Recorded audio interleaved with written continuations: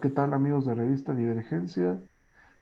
Como lo hemos anunciado el día de hoy, tendremos un debate sobre el tratamiento de la pandemia del COVID-19, coronavirus SARS-CoV-2 por el gobierno mexicano. Y me da mucho gusto saludar a los colaboradores de la revista y un invitado que ha sido colaborador. Bienvenido Carlos Corona, que ha sido participante de la revista durante varios meses. Y bien, pues me presento, soy el licenciado Daniel Vázquez, abogado de la UNAM, presidente de la revista Divergencia, y le doy la bienvenida a los participantes del día de hoy. Tenemos al licenciado Uciel Medina, quien es politólogo de la UNAM. Bienvenido, Uciel.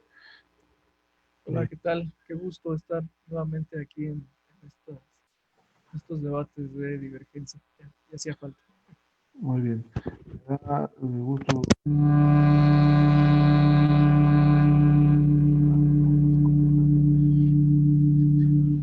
Derecho por la UNAM, por Humanitas, y también maestro de Derecho por la UNAM.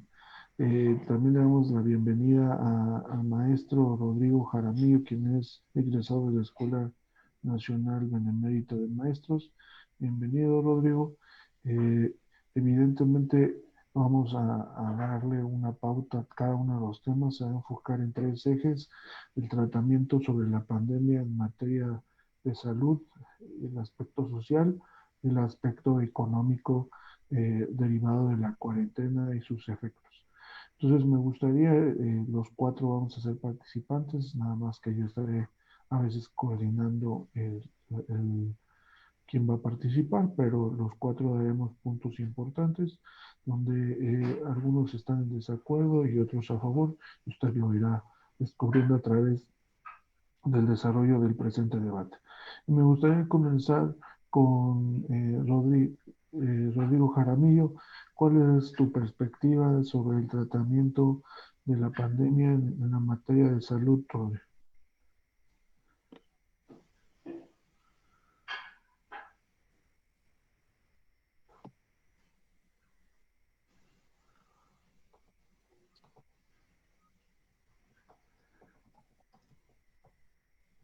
Adelante, Rodrigo. Sí, creo que este tema que nos da la oportunidad de revisar revista de Divergencia es eh, eh, eh, muy interesante.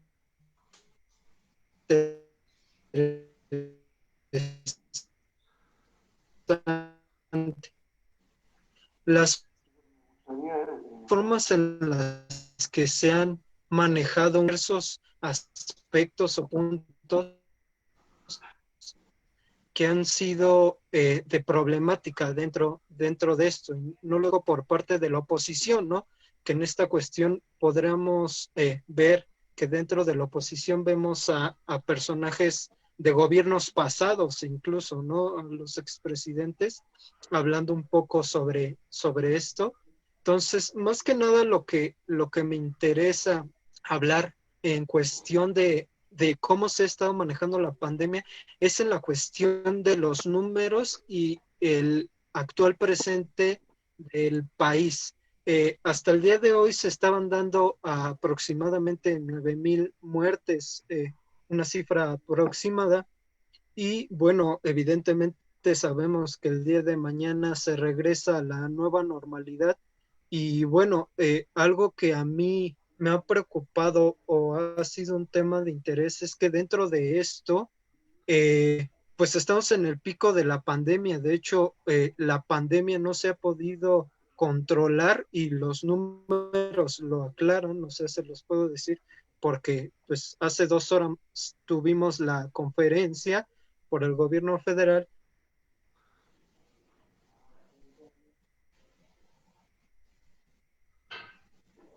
y exactamente se comentaba que las cifras de México en la semana también otras dentro de América ocupante, ¿no? Se está haciendo una proporción de que entre el 2 de cada 10 mexicanos pues están teniendo problemas bueno, con relación al COVID. Entonces, yo creo que esta forma de manejar la pandemia no es la más adecuada, ya que pues el mismo gobierno estaba dictando medidas contra la pandemia y el mismo gobierno las desobedecía en algunas circunstancias. Entonces, pues me parece que dentro del mismo gobierno federal está, o sea, discrepan un poco entre lo que dicen y lo que hacen. Entonces yo creo que esta es una de las principales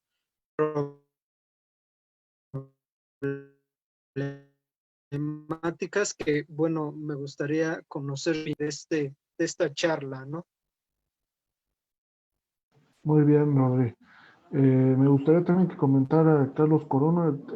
Evidentemente, Rodrigo y Carlos están hablando de los aspectos negativos, de que no les gusta del tratamiento del gobierno. Adelante, Carlos, no sé tu participación inicial. Hola, ¿qué tal? ¿Cómo están todos? Un placer de nuevo estar con todos ustedes. Es una época difícil, una época complicada, no solo para México, sino para el mundo. Es complejo todo este tema.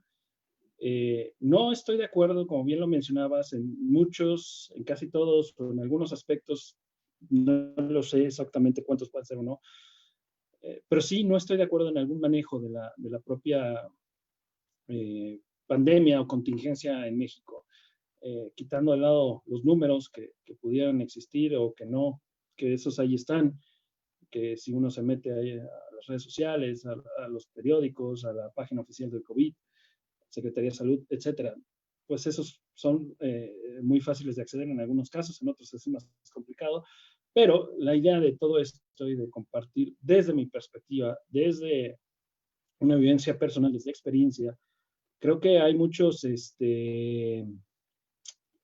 vicios, inexperiencia, eh, eh, intereses políticos sobre el bienestar de la población. Al rato yo creo que lo precisaré más a fondo, pero en síntesis, considero que ha sido un mal manejo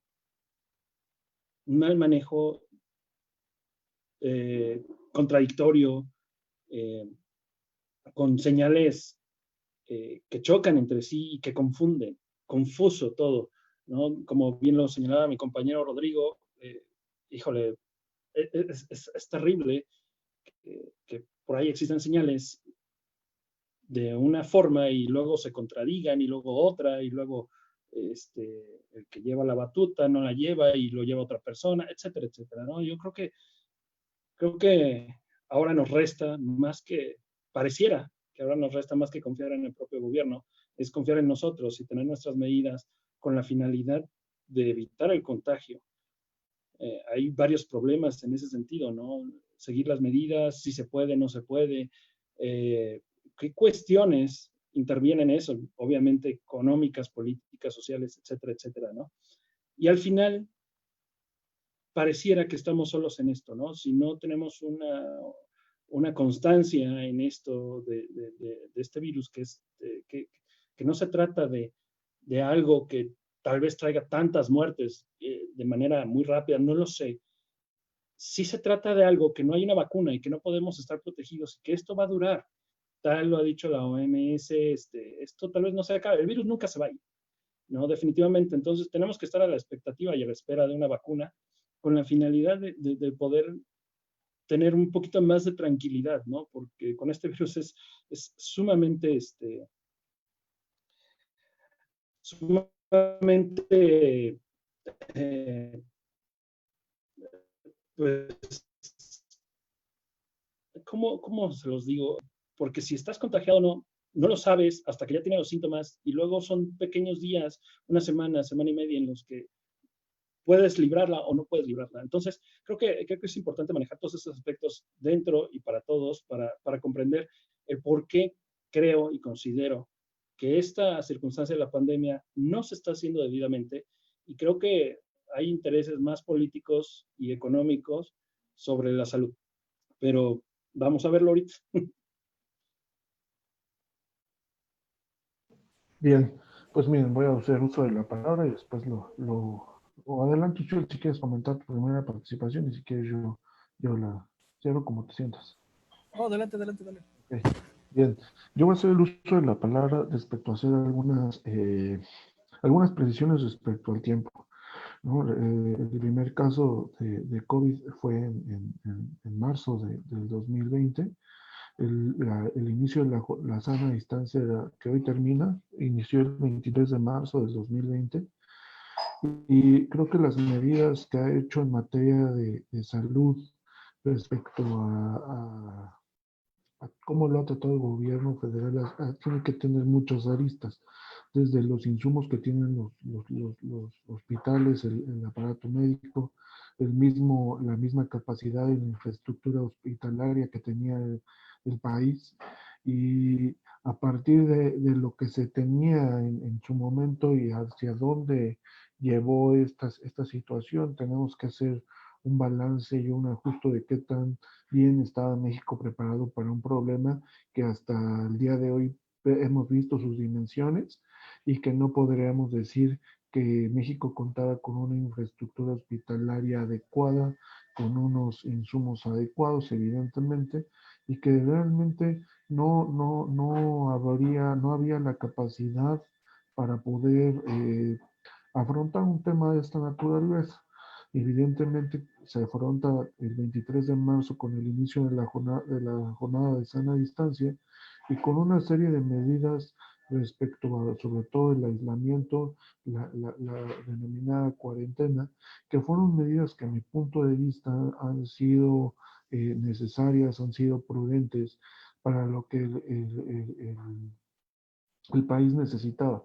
Evidentemente, la pandemia también ha sido politizada en este caso, por los gobernadores de los partidos políticos que no son del gobierno federal y que han tratado de manipular los datos, de manipular las mismas declaraciones del subsecretario Hugo López Gatell. Entonces, al final, creo que la politización no llegó de parte del gobierno en turno, sino llegó de los opositores, eso tenemos que dejarlo en claro, y que lo único que han tratado de hacer es desequilibrar una estrategia de salud que desde mi punto de vista ha sido adecuada conforme a las capacidades económicas que se tienen y sociales, evidentemente.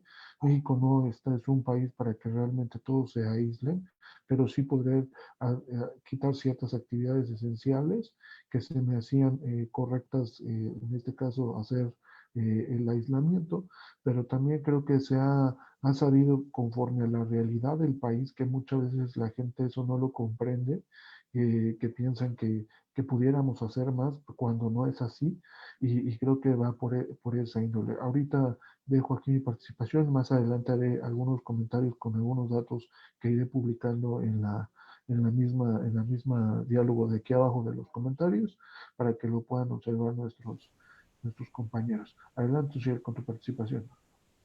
Bien, pues bueno, ya después del escenario catastrófico que nos acaban de dar, pues vamos a hablar un poquito más de la realidad en la cual se da esta emergencia sanitaria. Para empezar, esto de querer señalar al actual gobierno como que ha sido incapaz o que no dio un buen tratamiento acerca de esta pandemia, que está, digamos, en nulas capacidades, pues no, no es eso. Realmente habría que ver el contexto completo. Hay que ver el panorama general, no ser aldeanos, ¿no? Porque a veces, desgraciadamente, lo que llega a pasar, y le pasa mucho actualmente a la oposición, pues es que quieren tratar de ver este tipo de circunstancias solamente dentro de los límites territoriales de México o a veces de una sola ciudad y no ver el panorama completo. Eh, la epidemia de COVID-19 por el nuevo coronavirus SARS-CoV-2, que es importante decirlo, nuevo coronavirus SARS-CoV-2, o sea que ya habíamos tenido casos de coronavirus antes, pero este en particular eh, tiene un alcance casi, o, sí, casi del tamaño de la pandemia de influenza H1N1 de 1918. Ojo, el H1N1 ya existía. No fue el que le tocó a Felipe Calderón en 2009 la primera vez.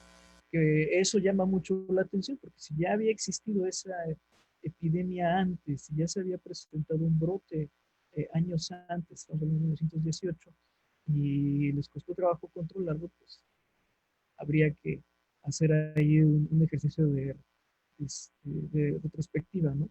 Pero bueno, en el caso particular del SARS-CoV-2, eh, pues estamos hablando de que habían pasado 102 años sin una pandemia de ese calibre.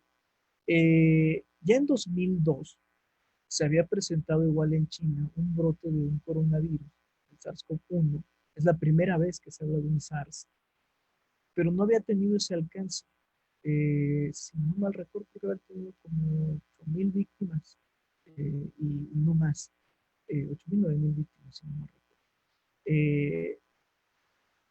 Creo que por ahí en 2012 se presentó el MERS, que fue igual un, una enfermedad respiratoria aguda que se da en Medio Oriente, pero no tuvo mayor efecto. En el caso de este SARS-CoV-2, la proliferación del virus fue muy acelerada. Y si vemos el tratamiento que se le da a esa epidemia, es la misma que se le da a los antecesores, al MERS y al SARS.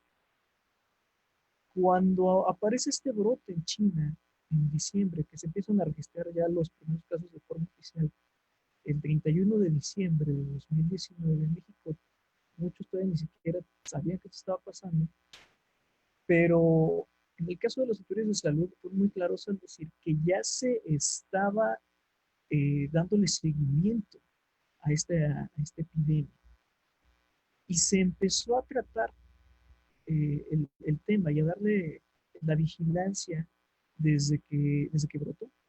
Y no lo digo yo, no lo dice Hugo López Gatell, no lo dice Andrés Manuel López Obrador, lo dijo la OMS. La propia Organización Mundial de la Salud reconoció que México estaba adelantándose en la vigilancia epidemiológica para tratar de hacerle frente lo más eficientemente posible a este virus. ¿Qué sucede? Si encontramos cifras muy elevadas de contagios y muy elevadas, tristemente, de fallecimientos a causa de las comorbilidades que le dan, digamos, más potencia a esta infección, porque no es nada más el virus por sí solo, sino las comorbilidades que en México pues, son elevadísimas, ¿no? Vamos a hablar en este caso de, por ejemplo, obesidad, hipertensión, diabetes, que son padecimientos que, vamos, en México son muy preocupantes, ¿no? Por ejemplo, el 36% de la población tiene obesidad, casi tiene un 36, entre el 36 y el 40% de sobrepeso, más del 10% de diabetes, un 25% de mexicanos padecen hipertensión, casi el 9% de la población con tabaquismo, y son circunstancias que agravan esta enfermedad. Entonces, no podemos decir que no se haya hecho un buen trabajo. Simplemente hay que ser realistas. México está en una situación de muy alta vulnerabilidad y ver los resultados que tenemos hoy, a considerar en cómo estaba México preparado, aparte de que un sistema de salud muy deteriorado, no reciente, sino por décadas, que aparte este virus vino a desnudar en todo el mundo que el sistema de salud está colapsado, que no hay un sistema de salud en ningún país, ni en el más desarrollado, que sea capaz de contener una amenaza de este tamaño.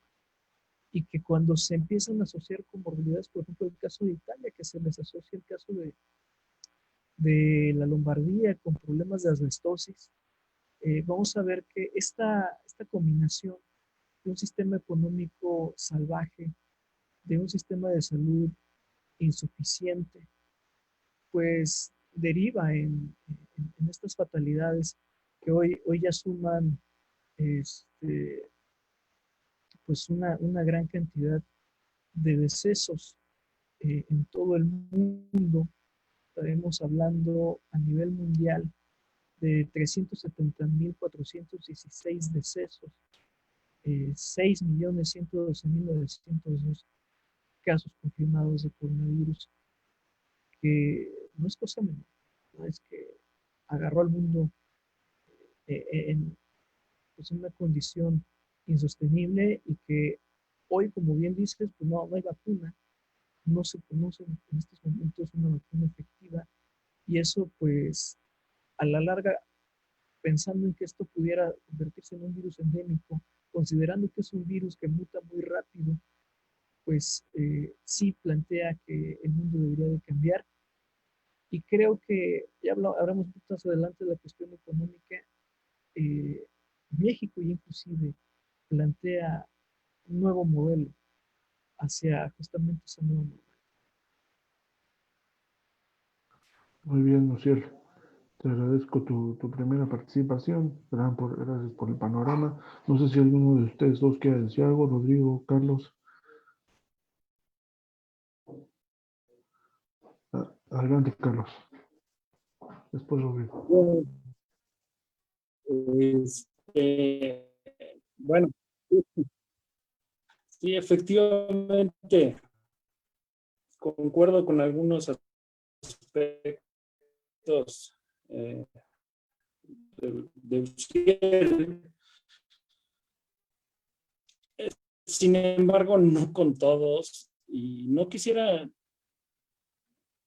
irme dentro de mis participaciones al aspecto político. Voy a ser necesario, soy apartidista, y para dejar claro ese punto, de mi perspectiva de apartidista, de un ciudadano mexicano preocupado por todo lo que está pasando, con miedo, con temores, sobre un virus que ya están en cuestiones las vacunas que se están preparando, etcétera, etcétera. Quisiera partir de ese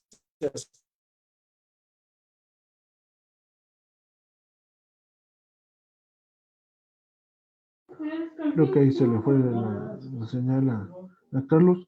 Pero si quieres, adelante, Rodrigo. Si quieres, retomamos a Carlos. Adelante. Bueno, creo que ya está de vuelta, Carlos. Adelante, Carlos. Se perdió la señal. No te escuchamos nada. Adelante, Rodrigo. Si quieres, ahorita continúas, Carlos.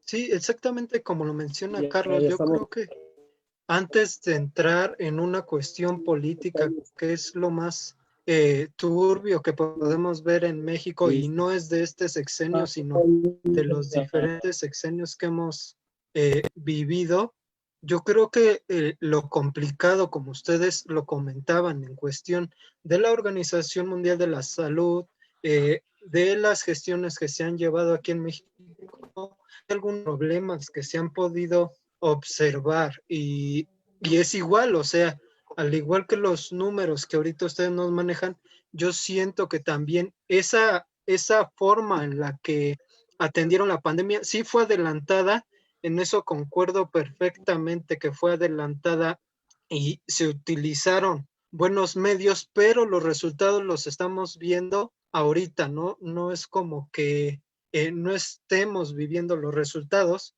y pues en realidad de que o sea, sí, la curva se aplanó y sabemos que la sociedad mexicana tiene diversos problemas debido a su consumo, a su vida, en la forma de cuidarse, y eso no lo podemos, no se lo podemos echar en cara a un gobierno, ¿no? Si no es responsabilidad de cada persona, pero dentro de esta forma de manejar las circunstancias, sí ha venido a ser un poco complicada y no creo que los gobernadores en realidad estén tratando de conflictuar al gobierno federal, ya que hay varios de los gobernadores que son mismos morenistas y es como les digo, no quiero entrar en política, pero estos mismos han contrariado las cifras que han manejado dentro del gobierno. Ahora, dentro de las cifras también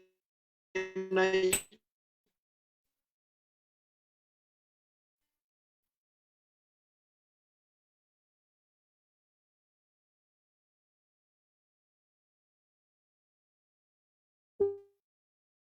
un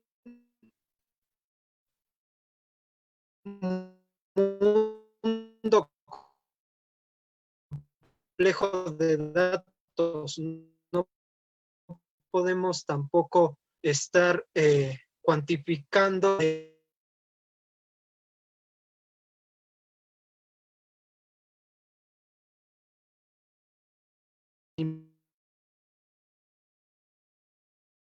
no,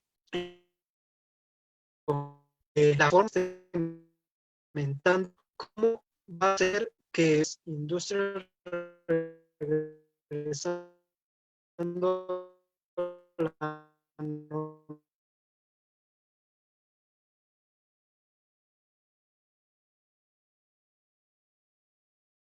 Creo que sí, y entonces es complicado ver estas cifras de esa forma, ¿no?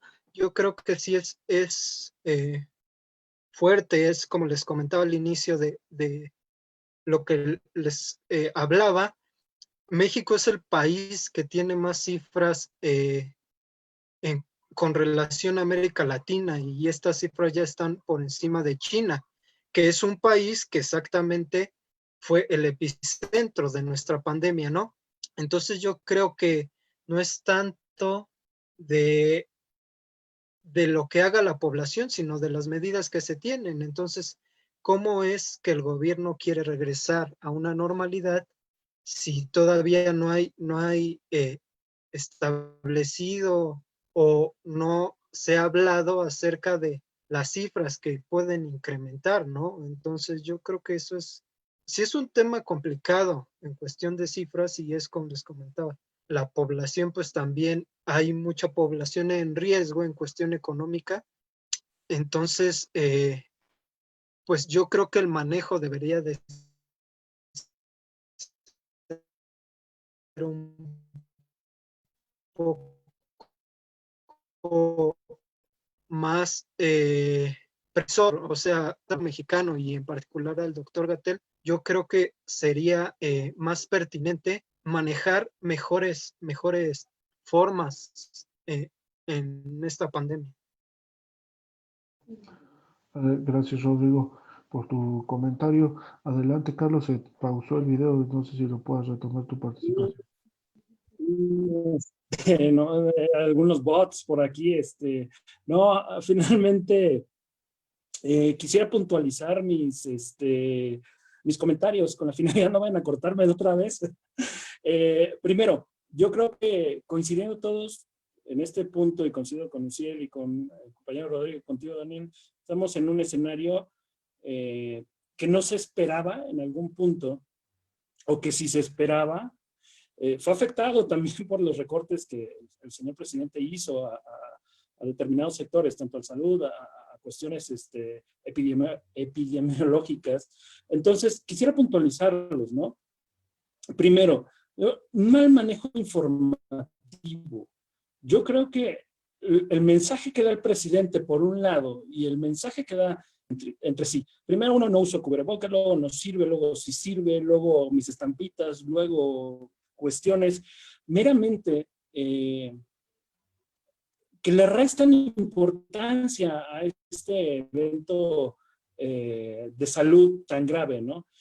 Ese es el primer punto. Ahí se los dejo. La verdad es que yo estoy en desacuerdo. Yo creo que como líder de la nación, el señor Andrés Manuel debería de guiar, lejos de politizar, de dividir como lo hace.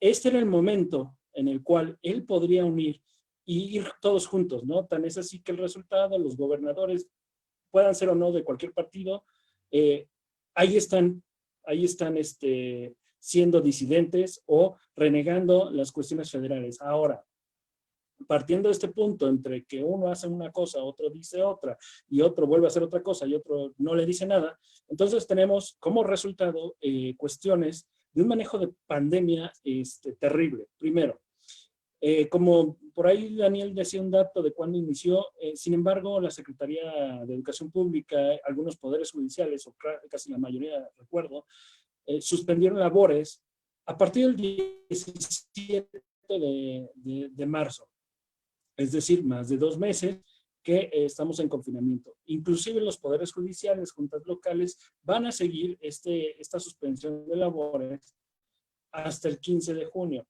Entonces, algunos. No quiero adelantarme con cifras, ¿no? Porque ahí está todo y no quisiera, en ese sentido, pues confundirlos con cifras, ¿no? Las cifras están en la página, son las oficiales. ¿A qué voy con todo esto? Primero, al emitir un decreto de incertidumbre jurídica a los patrones, porque tanto la Ley Federal de Trabajo, que establece que en casos de contingencia se pagarán 2 meses el salario mínimo, disculpa, no puedes pagar eso. Segundo, por eso tal vez lo hicieron así. Quiero pensar que dijeron, no, si hacemos ese decreto oficial como tal, pues va a haber muchos empleos que no van a poder ganar y que se va a tener,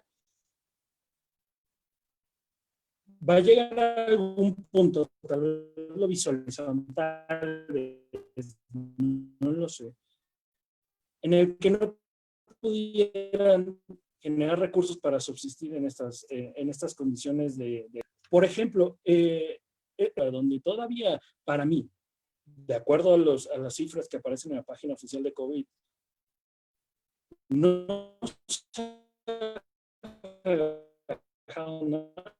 La ocupación sigue 65%, puede ser que aumente.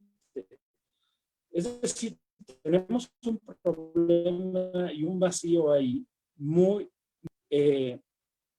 que interviene en el manejo de una crisis sanitaria, crisis de salud. España e Italia han extendido sus crisis más de 3 meses, etcétera. Yo creo que esta era la oportunidad, como diría Andrés Manuel, como anillo al dedo, para hacer un buen gobierno, para unirnos a todos y creer este proyecto. Pero la verdad es que traíamos arrastrando un déficit económico de nulo crecimiento y de que íbamos a entrar en recesión. Llega el Banco de la semana pasada, México, perdón, estima que podemos llegar a 8% menor de crecimiento. Ni siquiera tenemos que visualizarnos a futuro. Los 3 meses que no se han generado recursos, que ha estado parado el sistema económico mexicano, es terrible. Pero ¿qué es más terrible? Un mal manejo. Es decir, si tienes tus medidas de 50,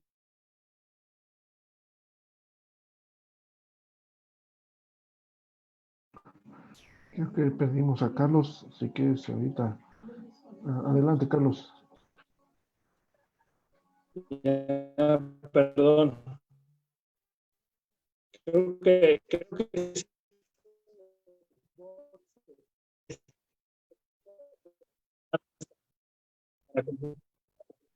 ok. Entonces, aplicarse al principio. Ahorita es el momento de decretar una suspensión laboral completa. ¿Para qué? Con la finalidad de que ahorita en la curvatura, donde hay más contagios y donde tenemos que estar en esa suspensión. Pero la cuestión normal ¿qué implica? Que estamos al revés, que todo se hizo al revés. México no tenía planeado esto, porque desde diciembre se sabía. No hubo controles sanitarios en aeropuertos, fronteras, etcétera, etcétera. No hubo pruebas. No sabían exactamente qué hacer. Se dio el primer caso al INER, donde había otros enfermos, donde no aislaron y empezó a expandirse. Gente contagiada de COVID dando entrevistas, lo recuerdo bien. Y que dices, bueno, ¿y las medidas de cuáles son? No, de repente el subsecretario, no, el cubrebocas no sirve. El presidente no utilizando las mañaneras sin sana distancia, etcétera, etcétera. Entonces, cuando viene todo este aumento de contagios, pareciera que no saben qué hacer. En realidad, yo creo que nunca supieron qué hacer. Luego, los recortes al sistema de salud y epidemiológicos afectan el sistema y el funcionamiento. Es decir, ya tienes algo congestionado, que sabes que se va a congestionar. ¿Qué va a suceder? Pues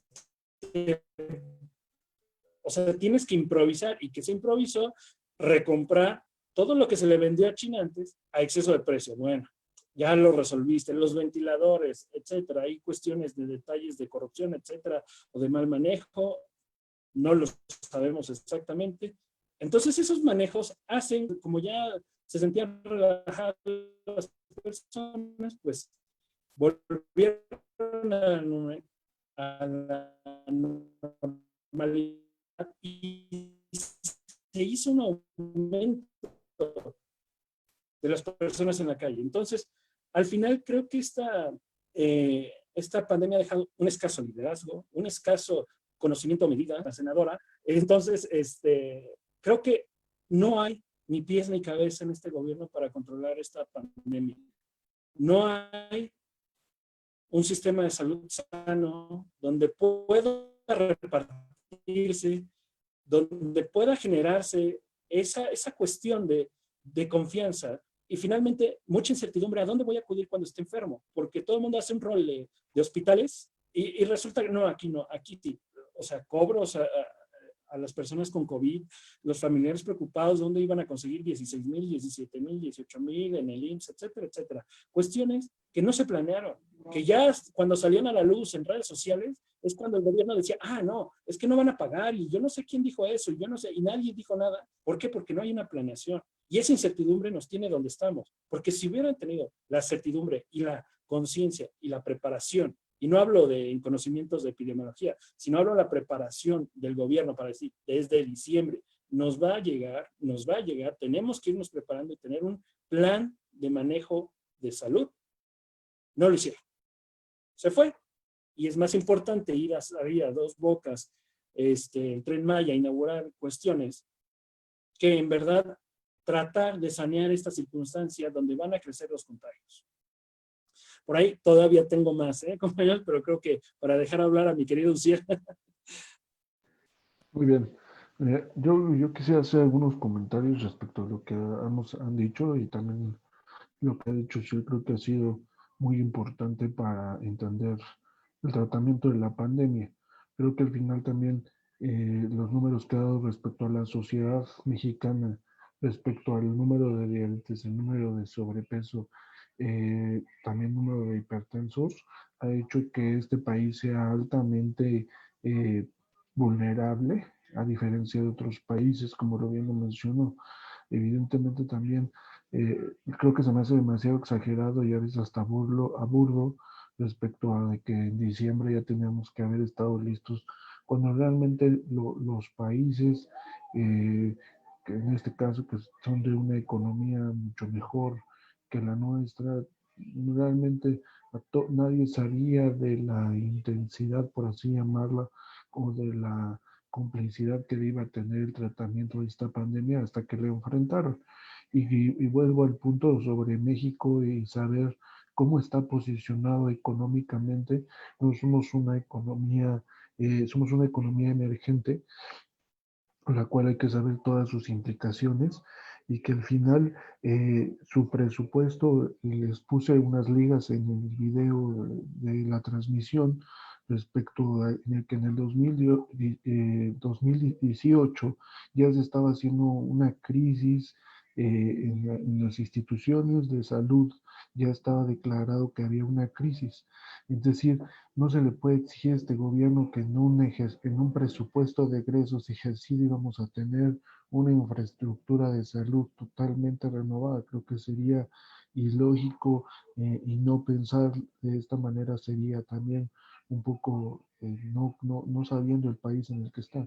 En este presupuesto creo que al final donde había mayor corrupción dentro de los gobiernos anteriores era también en el sistema de salud, en la compra de medicamentos, en la creación de hospitales que existen datos donde hay hospitales que realmente solo los inauguraron y ya nunca más hubo una situación de su cuidado.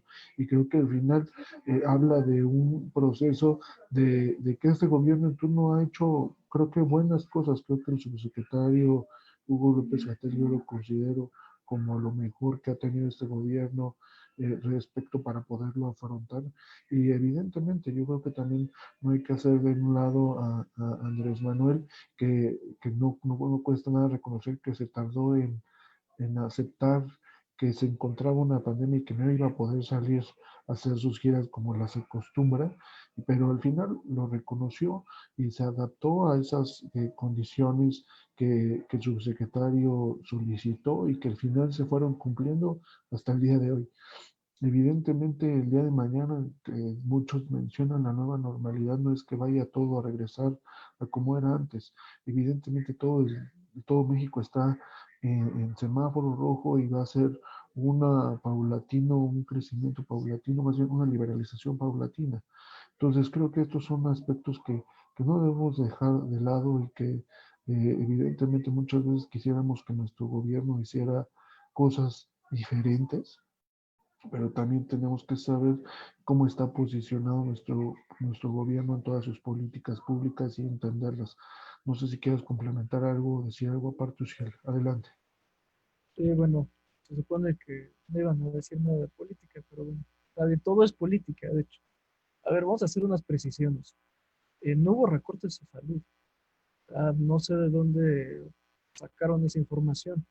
En 2019 el presupuesto de salud rondaba los 128.500 millones de pesos y para 2020 el presupuesto se incrementó en el sector salud alrededor de 37.200 millones de pesos. O sea, cuando sumas a 218, le sumas 37.000, 218.000, le sumas 37.000, pues, que yo sepa, es más, no es menos, ¿no? Entonces ahí creo que hay un error de apreciación. Ahora, la cuestión de cómo inició el tratamiento de la pandemia, que ha sido un lío, por más que se ha explicado, no sé por qué, a veces cuesta un poco de trabajo que se asimile, es que la forma en la que se empieza a atender la pandemia tiene tres etapas. Por ahí algunos confundían con decretos, no son decretos. Con tres etapas es un mecanismo, es una metodología y está dividida en tres semáforos, ¿no? En un semáforo es amarillo, otro es ámbar, otro es rojo. En el primer caso, que es el caso de importación, es cuando se empiezan a detectar los primeros casos del virus que son importados. Esto significa que no están contagiándose dentro del país, sino que vienen de fuera del país. Y para este caso no hay restricciones. No es necesario hacer ningún tipo de restricción, solamente se difunden mensajes preventivos, se empieza a hablar de tomar cierta distancia, de tener cuidado, pero no es necesario restringir nada, absolutamente nada, porque solamente tienes algunos casos. Recordemos que los primeros tres casos que se detectaron en México el 28 de febrero de 2020, pues eran casos importados de, de empresarios que se habían reunido a fines de año en Aspen. Y bueno, a partir de ahí se empieza a tener conocimiento de que la epidemia ya empieza a tener actividad en el país. El segundo caso, la fase 2, que es la de dispersión comunitaria, aquí es cuando se empiezan a detectar cientos de casos. Ojo, hasta que no tenga el primer centenar no podría hablar de fase 2. Y en este caso ya se empiezan a tomar medidas de contención un poquito ya más claras, como por ejemplo el evitar el saludo, la suspensión de los eventos y los filtros escolares. Y esto lo digo porque Carlos ahorita mencionaba de cómo se adelantó parte del aparato judicial. Ellos quisieron hacerlo así, no era necesario, pero justamente en el momento de la fase 2, que es cuando se aplica el filtro escolar, la federación determinó suspender clases. Ojo, otros países como en Europa, en la fase 2 todavía tenían actividad escolar y junto con otras actividades de gobierno. Y sin embargo, en México, cuando el país entra a la fase 2, comienza a darse suspensión de actividades en determinados rubros que se consideraban de alguna forma vulnerables. La fase 3, que es cuando tenemos una dispersión comunitaria ya por miles, entonces es cuando se hacen las suspensiones ya masivas de todas las actividades no esenciales.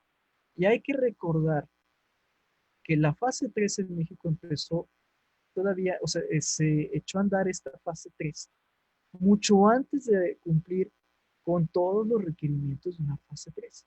Esto quiere decir que sí había un plan y que sí se actuó con prontitud.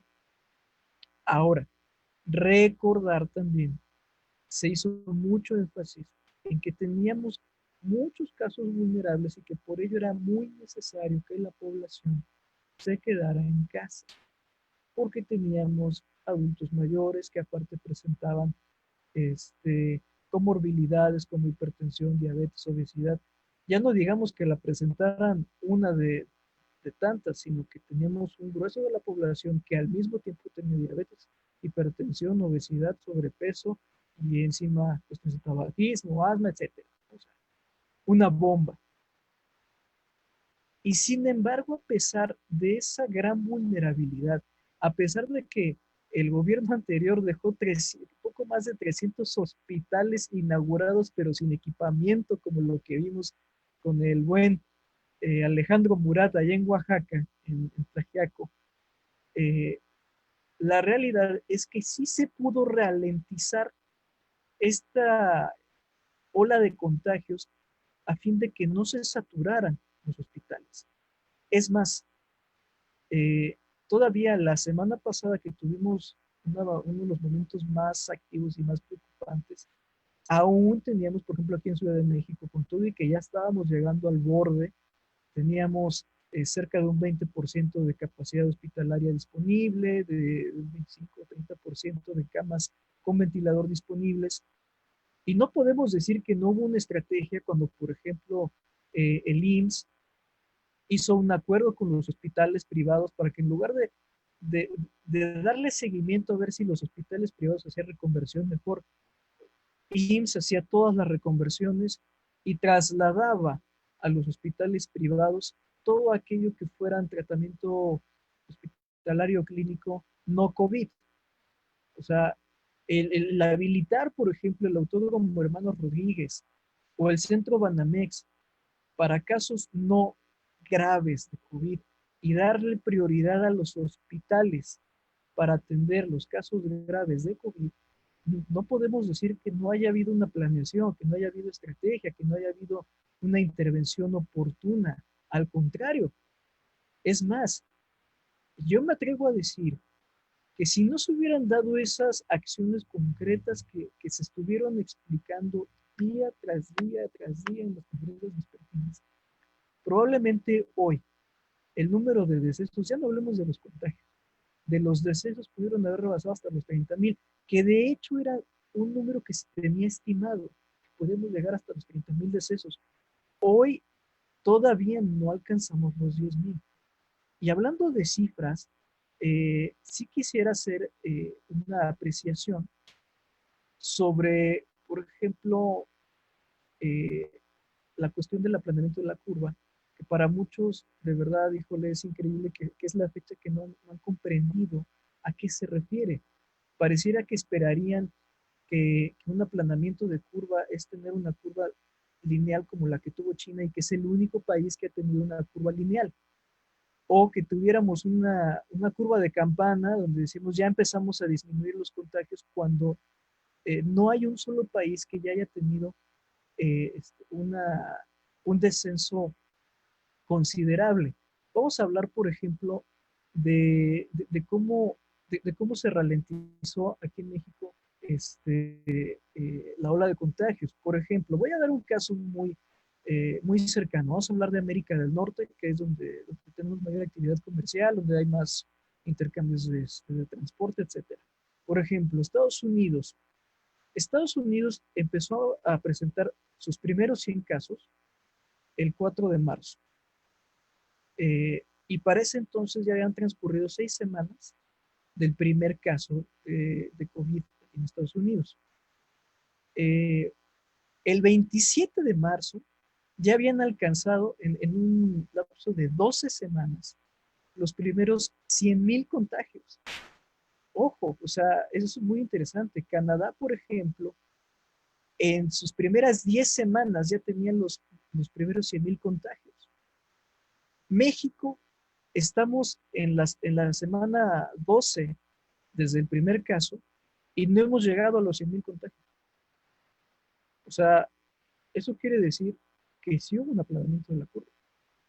Por ejemplo, hablemos de Italia, que fue uno de los casos más dramáticos, donde ellos ya en la semana 9 habían llegado a los 100,000 contagios.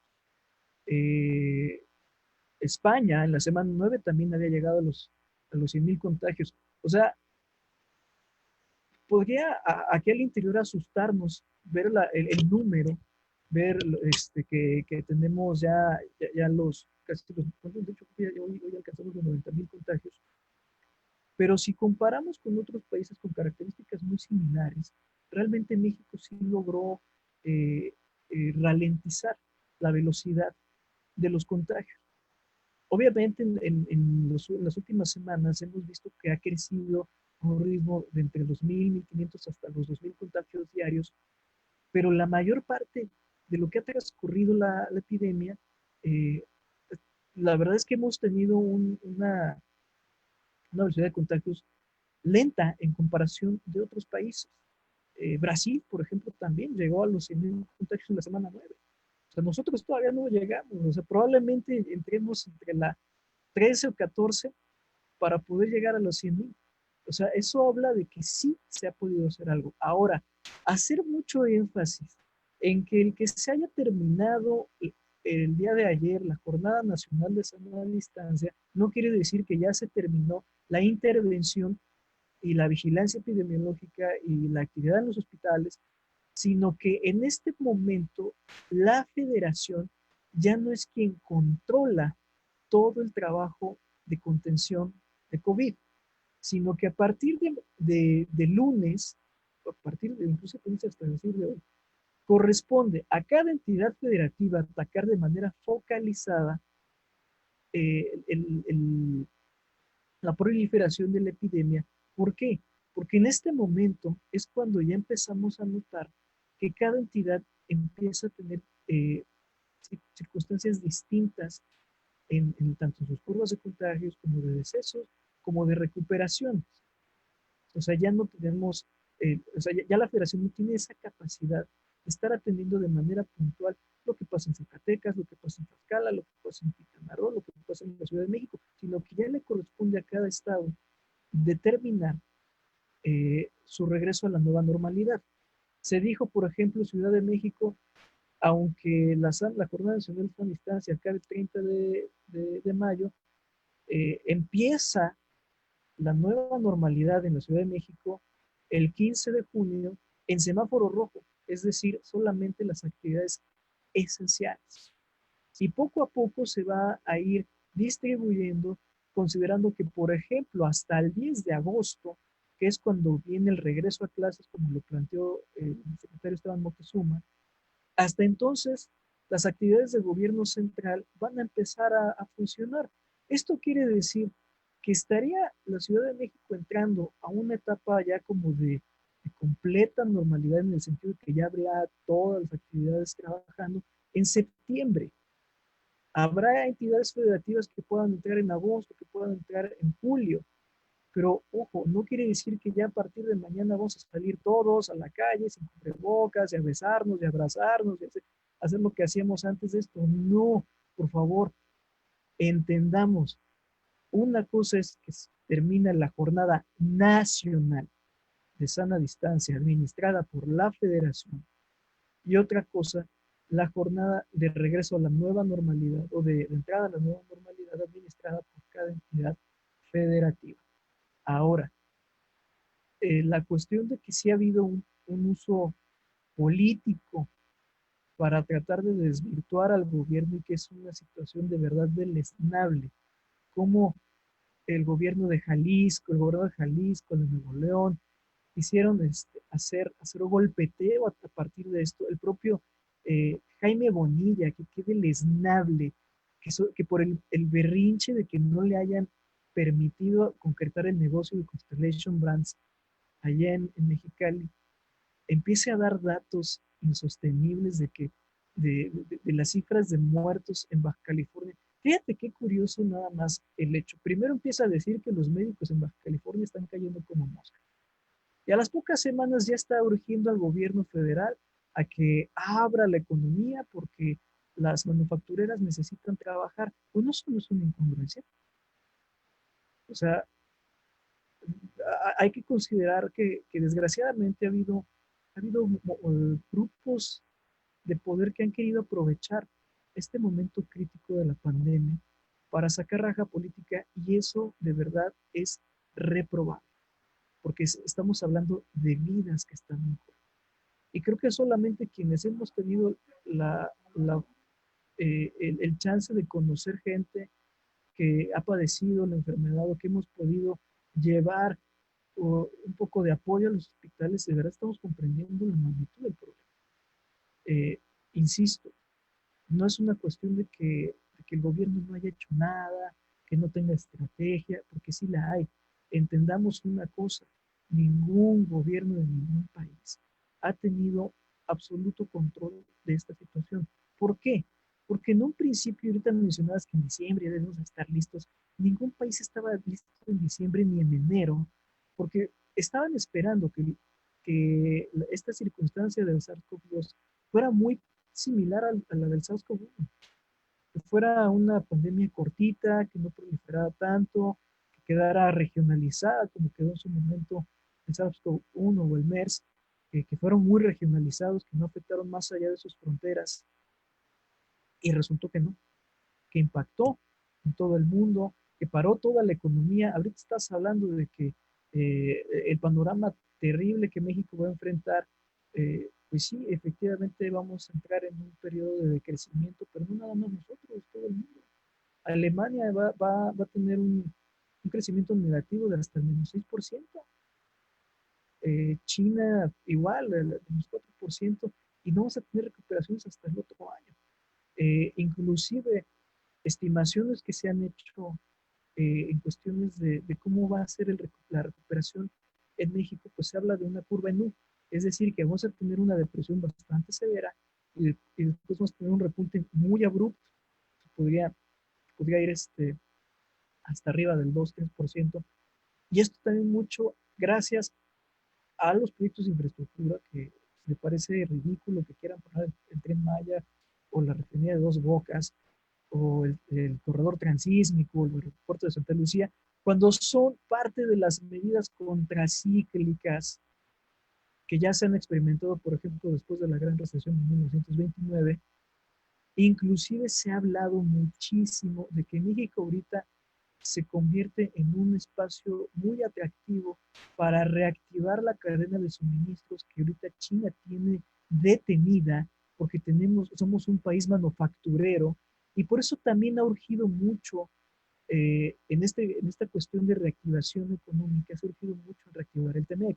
No es casualidad que Andrés Manuel pretenda ir a visitar a Trump entre junio y julio y tratar de reactivar el TEMEC porque se va a tener que hacer una reactivación en materia de manufacturas para poder revitalizar la economía de América del Norte. Entendamos una situación, México no está aislado. México también sufre las externalidades del mundo y mucho las externalidades dentro de la región más importante en la que se mueve económicamente, que es América del Norte, Canadá, Estados Unidos y México. Y sobre esas circunstancias, pues vamos a ver que inclusive, bueno, pues hasta Moody's, que tanto estuvo pegándole a los proyectos de infraestructura de Andrés Manuel y del gobierno de México, pues hasta Moody's ayer acaba de darle el visto bueno al Tren Maya. Bueno, pues nada más díganme cuál dedo me chupo cuando están diciendo que esas no son las medidas correctas para poder sacar adelante a este país.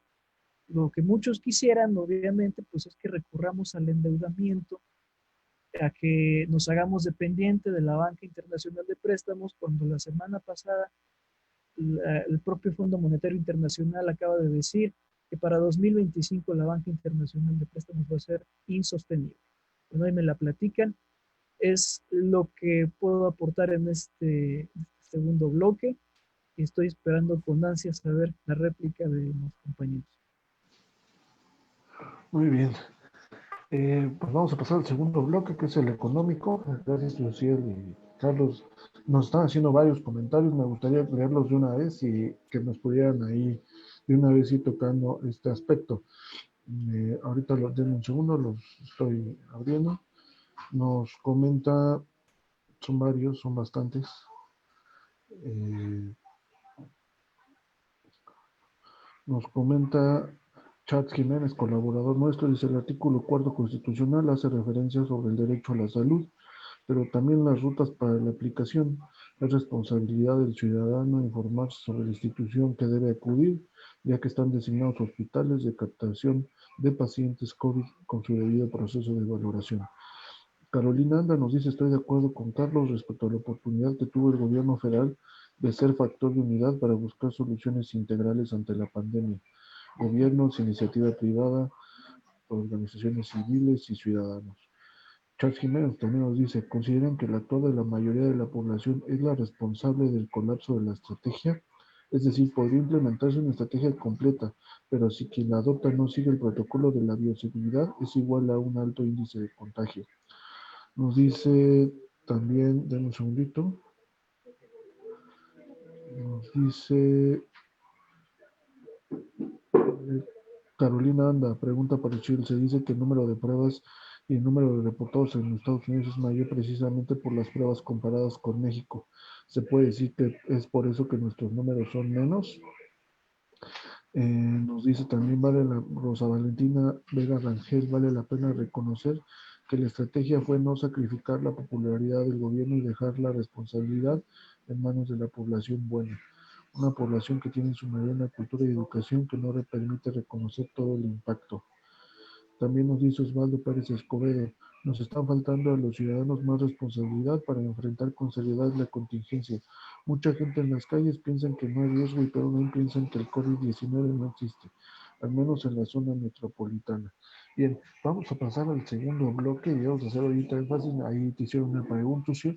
Evidentemente, el tema de las pruebas, lo voy a dejar que lo abarque él. Digo, yo acá, ahí tenemos criterios similares con mi compañero, ¿sí? Pero me gustaría que empezaran a hablar del bloque sobre la economía del país, el tratamiento también respecto a la economía.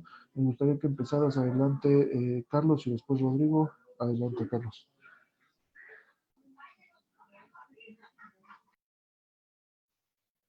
Sí, muchas gracias a mi estimado Daniel. Hay un detallito con mi compañero Uciel que, mira, estoy de acuerdo en muchas cosas, creo. En lo que estoy de acuerdo es que nadie se unió, que no hubo liderazgo. Efectivamente, como lo dijo, ni los gobernadores, cada uno por su lado, etcétera, etcétera. Pero es esa falta de liderazgo del presidente y de la parte de la Secretaría de Salud.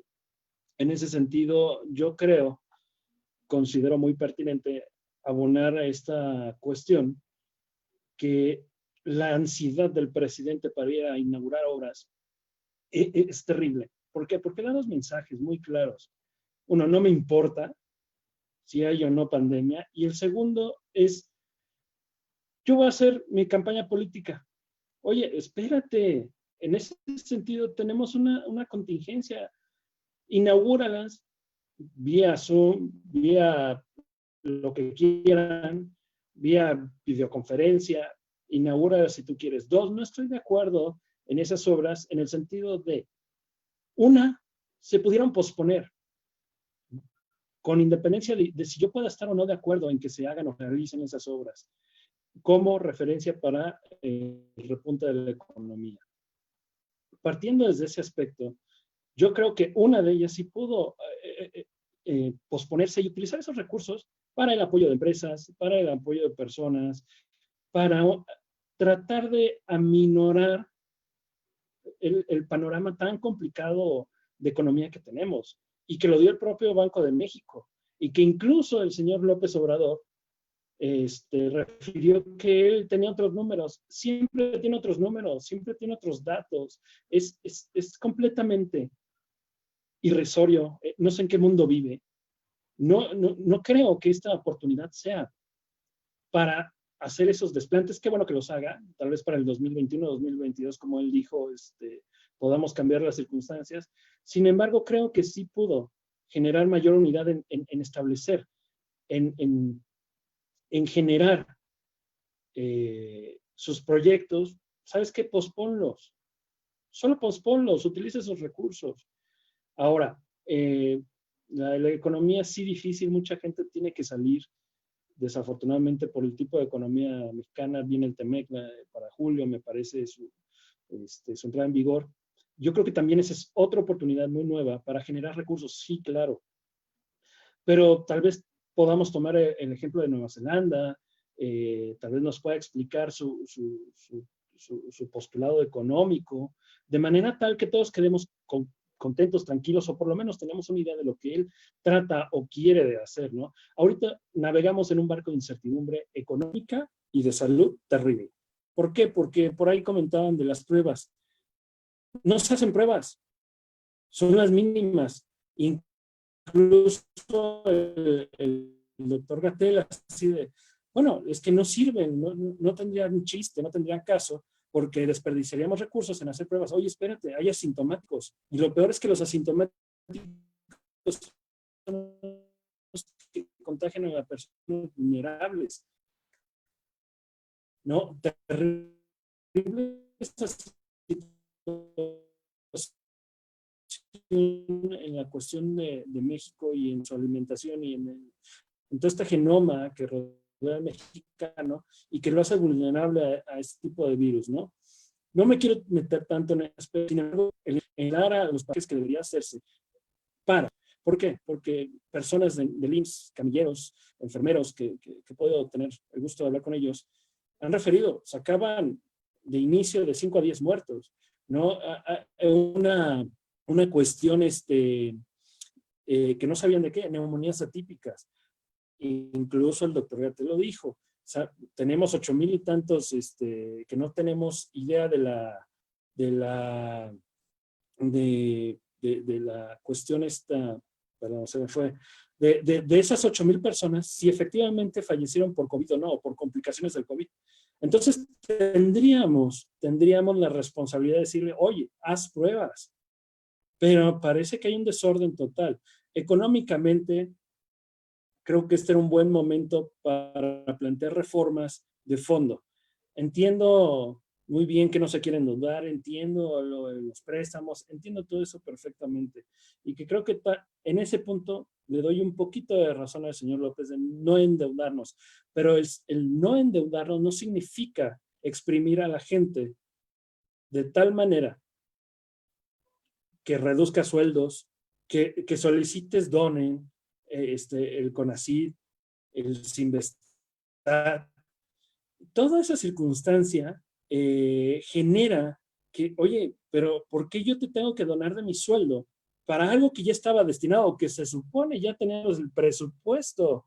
Así como lo dice Uciel, que ya estábamos preparados y que ya, y tan es así que se abrió el autódromo, Sedena, etcétera, etcétera. Sí, espérate. Pero entonces, ¿por qué está pidiendo dinero para donaciones, para combatir? Si tan solo pospusieras un proyecto, vete a saber que tú elijas, Tren Maya, Dos Bocas, el aeropuerto, yo creo, y todavía por ahí hay unas cuestiones legales que todavía no se resuelven antes de que si no puede darle inicio a algo que parece ser que por ahí hay unas suspensiones por cuestiones de los ejidos.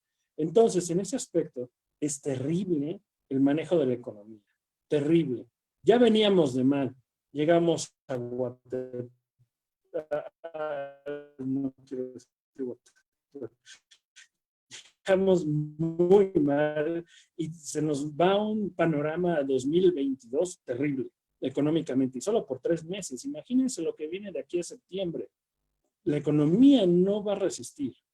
Entonces tenemos que estar preparados para eso. Tener la presidencia como responsable de esos proyectos, el Banco de México, Secretaría de Hacienda, etc. Estar estables, ya no crecer, estables. Y que esto no nos pegue tan fuerte. La suspensión, no hablo de quitar proyectos, no. Suspéndelos.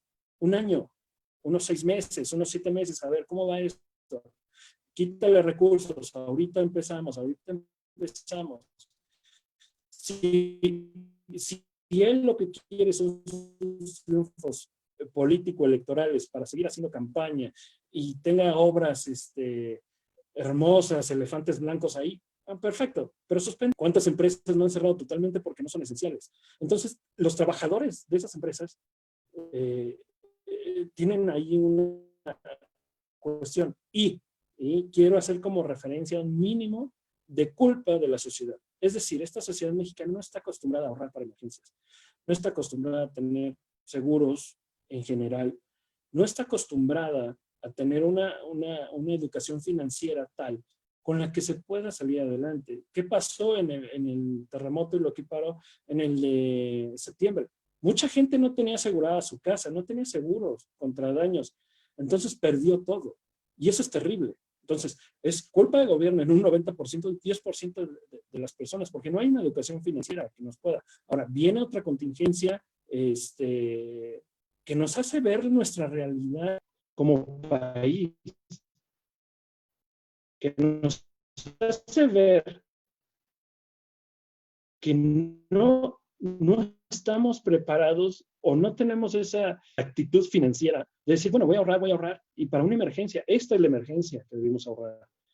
Desafortunadamente yo creo que, y me incluyo de no tener esa educación financiera, donde le estamos pasando muy mal, y como decía Ociel, tenemos conocidos con COVID, que afortunadamente han salido adelante, otros no, y que uno lo vive de primera mano y dices, bueno, entonces, ¿qué me espera a mí? Yo con este tipo de virus es incertidumbre de salud, porque no sé si lo voy a superar o no, ¿no? Entonces, todos esos factores, juntándolos económicamente, viéndolos de una perspectiva económica, afectan totalmente y te ponen en una situación demasiado vulnerable que ni siquiera los apoyos que estableció el señor López en la Constitución con ayuda del Legislativo van a ser suficientes para salir adelante. Yo creo que ni siquiera hemos entrado bien al tema económico, y las consecuencias de todo esto se van a ver reflejadas unos 6 meses, en enero, septiembre, así como decía Ociel. Al final del día, creo que una cuestión de racionamiento, de sencillez y sentido común y de lógica y de unión que hubiera podido hacer el señor López Obrador era: vamos a suspender un proyecto para atender esta contingencia y posteriormente lo reanudamos con más fuerza, con inversión, con entrada al TEMEC, con eso. Sinceramente, la economía mundial no sé para cuánto va a dar, no soy experto en temas económicos, pero sí soy experto en mi cartera y veo que las cosas suben, que no podemos sostener cuestiones económicas durante tanto tiempo de suspensión. Y entiendo la prisa, o quiero comprender la prisa de reactivar. Entonces necesitas tener proyectos o propuestas para efectivamente hacerle contrapeso a eso. Gracias, Daniel. Luciel, un saludo. Muy bien, estimado Carlos.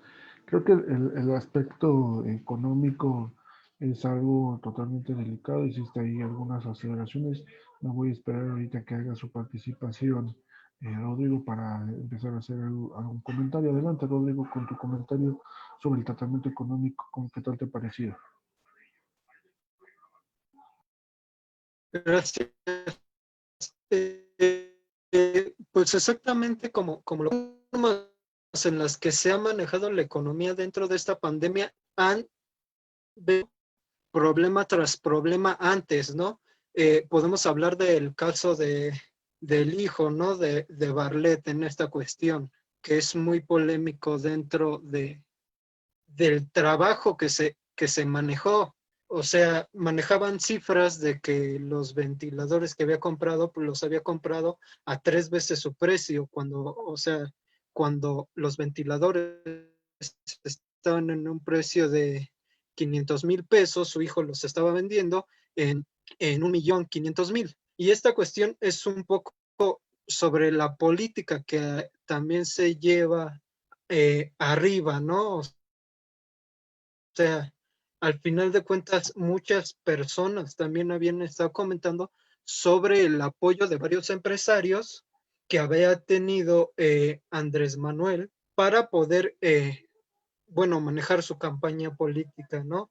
Antes de la presidencia. Y también está el caso de Ricardo Salinas Pliego, que también yo creo que generó mucha polémica, ya que pues él decidió dejar a sus trabajadores que siguieran laborando y a su vez pues también le generó problemas al mismo gobierno. No, no estoy en contra de que el presidente se apoye, ¿no? En estos empresarios, pero sí estoy un poco, no molesto, sino con la duda del por qué, ¿no? O sea, primero le compras los ventiladores a este empresario y después pues lo rechazan, ¿no? Rechazan la propuesta y dicen, no, ya no le vamos a comprar porque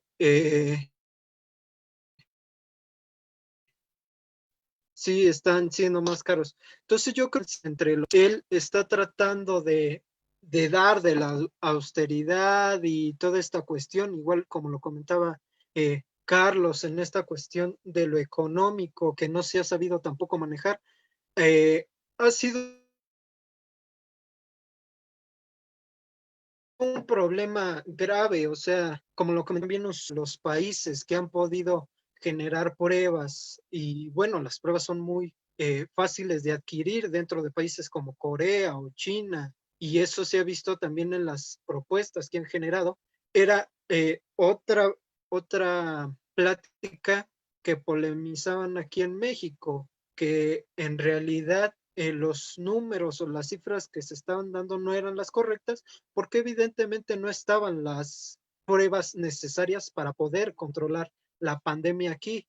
Y sí estoy de acuerdo con lo que comentan acerca del aplanamiento de la curva, pero exactamente los números los estamos viendo hoy, o sea, el dato que nos comentaba Social de los 100,000 personas, pues no estamos tan alejados, o sea, nada más falta 10,000 personas para llegar a los 100,000. Entonces, exactamente yo creo que esa forma de estar manejando la pandemia ha sido un poco a libre albedrío, ¿no? De repente quiero parecer bueno, entonces no te voy a prohibir salir, pero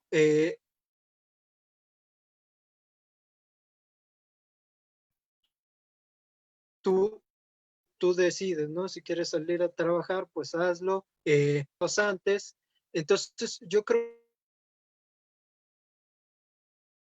que esa cuestión ha sido más a libre albedrío para poder generar cierta para la población que esté de acuerdo, porque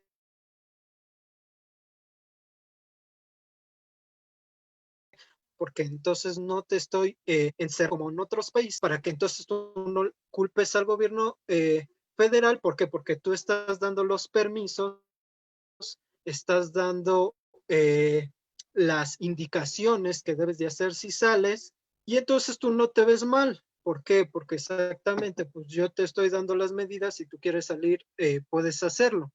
Entonces yo creo que en esta cuestión, sí, estoy de acuerdo, no íbamos o no iban a encerrar a todas las personas en su casa, porque exactamente la población de México en su mayoría es pobre, pero exactamente si estamos hablando de la austeridad, ¿por qué entonces yo quiero comprarle a un empresario que me estuvo apoyando dentro de mi campaña ventiladores a un alto costo, un alto precio? Entonces, yo creo que dentro de eso sí podríamos decir, pues, que es un poco discordante entre lo que se puede ver en los mensajes del presidente o de su gabinete. Al final de cuentas, yo creo que tampoco todas las decisiones que se toman dentro del gobierno federal son del presidente, ¿no? Al final de cuentas tiene un gabinete y ellos son los que se encargan de comprar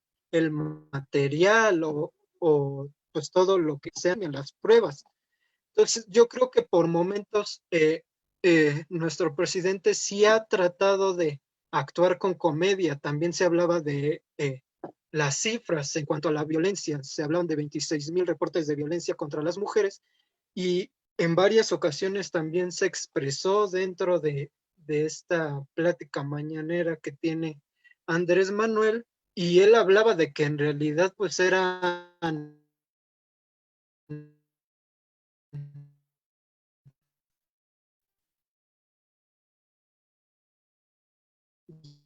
llamadas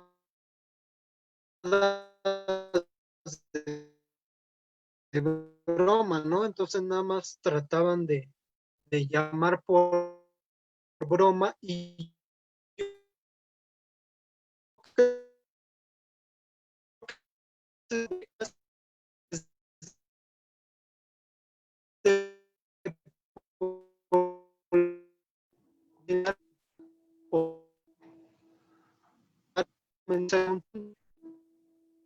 Creo que te perdimos ahí, Rodri, pero regresamos rápidamente contigo.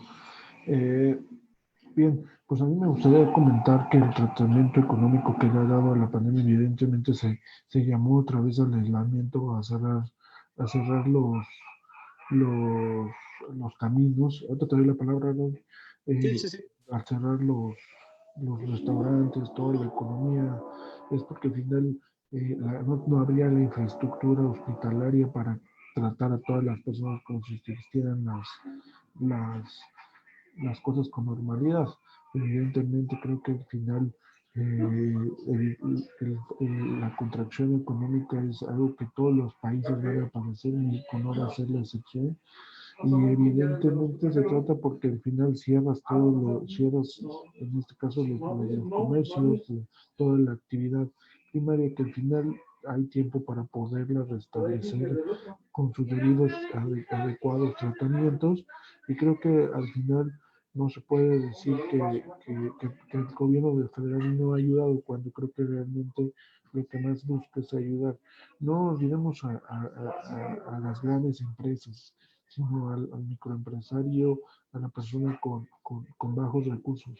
La economía durante el 2019 efectivamente no hubo un crecimiento, pero el trabajo de Andrés Manuel en su primer año considero yo que fue sobre todo tratar de empezar a hacer las políticas públicas para reducir la desigualdad, no tanto para que haya un crecimiento económico como lo anunció, que al final él mismo lo pospuso para el final de su sexenio y creo que esos números todavía tardan por verse.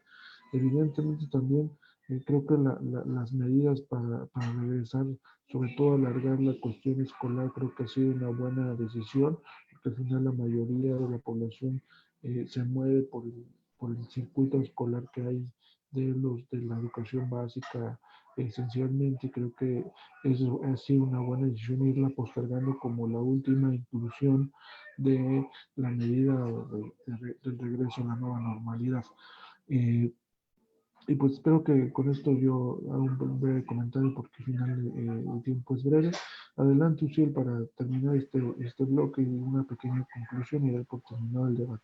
Ah, A dame, ver, un segundo, vamos por partes. dame un segundo, La eh, cuestión una- de las pruebas. dame un segundo. Se hizo mucho énfasis, sí. Te pregunta Uciel, dice Charles Jiménez, desde el punto de su vista, ¿cuál es el impacto que va a resultar de la estrategia de regreso a clases?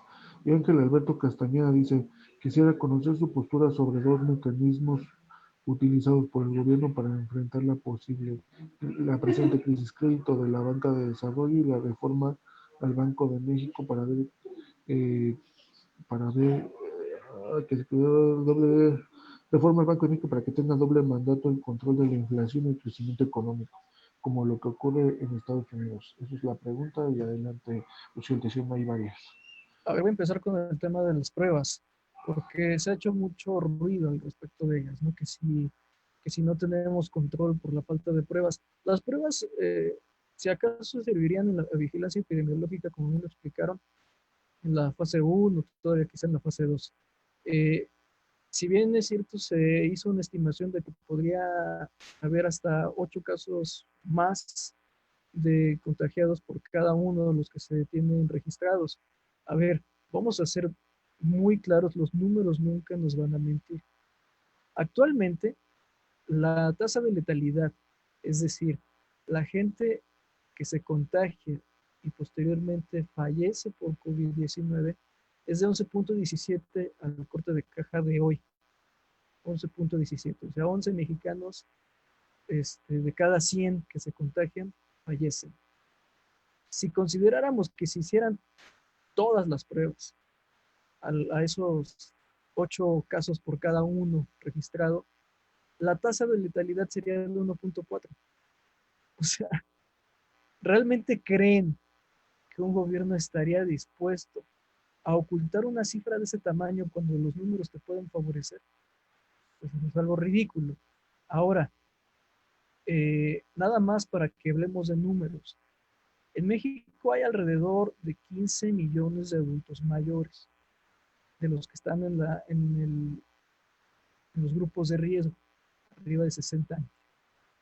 Cada prueba tiene un costo promedio de 3.500 pesos. Algunos les están dando 1.500, otras les están dando hasta en 5,000 pesos. Tiene un costo promedio de 3.500 pesos, que nos daría una cifra alrededor de 52.500 millones de pesos. 52.500 millones de pesos nos alcanza para comprar al menos 119 ventiladores. ¿Qué prefieres?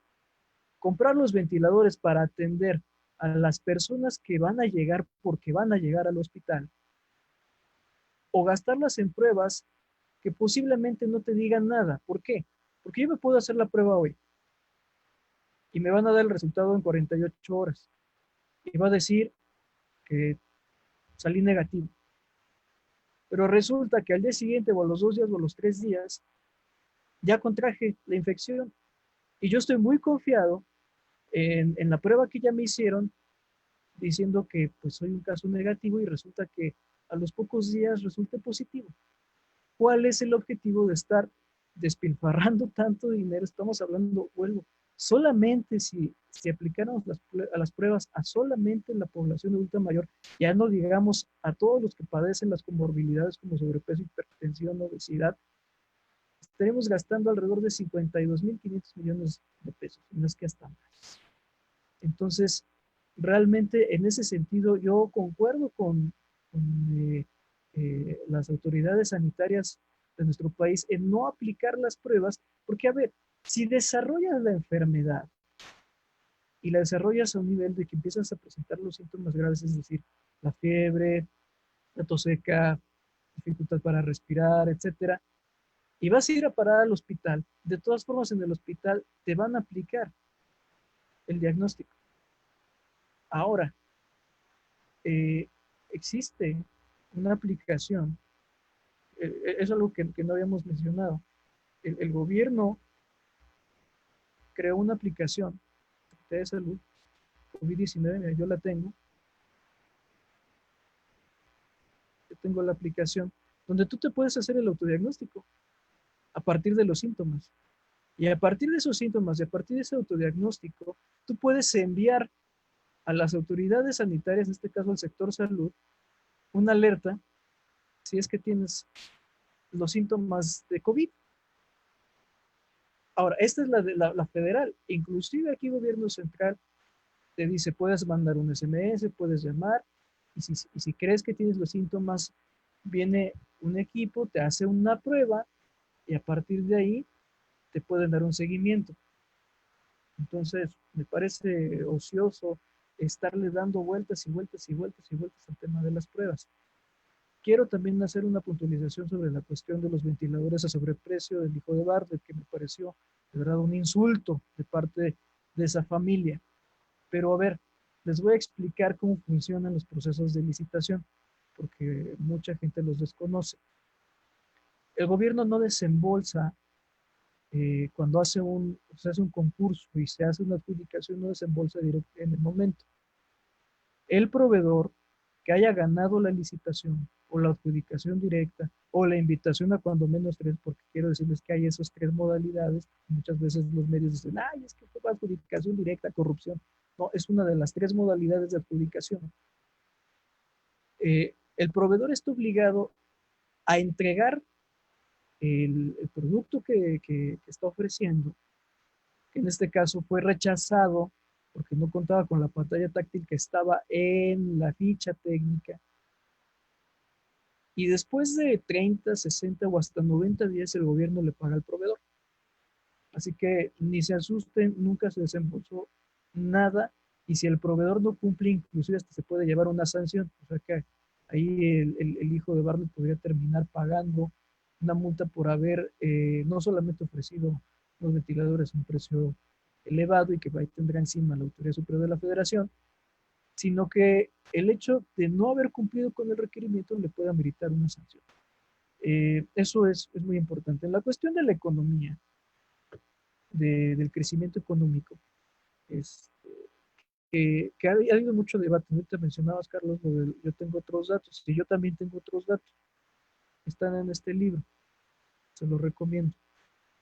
Se llama Algunas tesis equivocadas sobre el estancamiento económico de México. Es de Jaime Ross Bosch, en paz descanse. Parte de la colección Grandes Problemas de México, que para que no tengan problemas de que si es gente de Obrador o si lo hicieron los fifís o demás. Miren, Colegio de México y UNAM. Es un trabajo de investigación en el que, dentro de muchas otras cosas, habla que los problemas para medir el estancamiento económico de México tienen muchos factores. Uno de ellos es, por ejemplo, el que no se mide la informalidad. Y eso es muy interesante, hablando de por qué hicieron tanto berrinche el Consejo Coordinador Empresarial, y por qué también por ahí había un conflicto en cuestiones de las pymes. Por ejemplo, las pymes, yo que soy parte de una pyme, eh, generan el 80% de los empleos formales en el país, pero son las grandes empresas las que generan alrededor del 15-20% más bien, las pymes solo generan alrededor del 15-20% de toda la riqueza o de todo el PIB.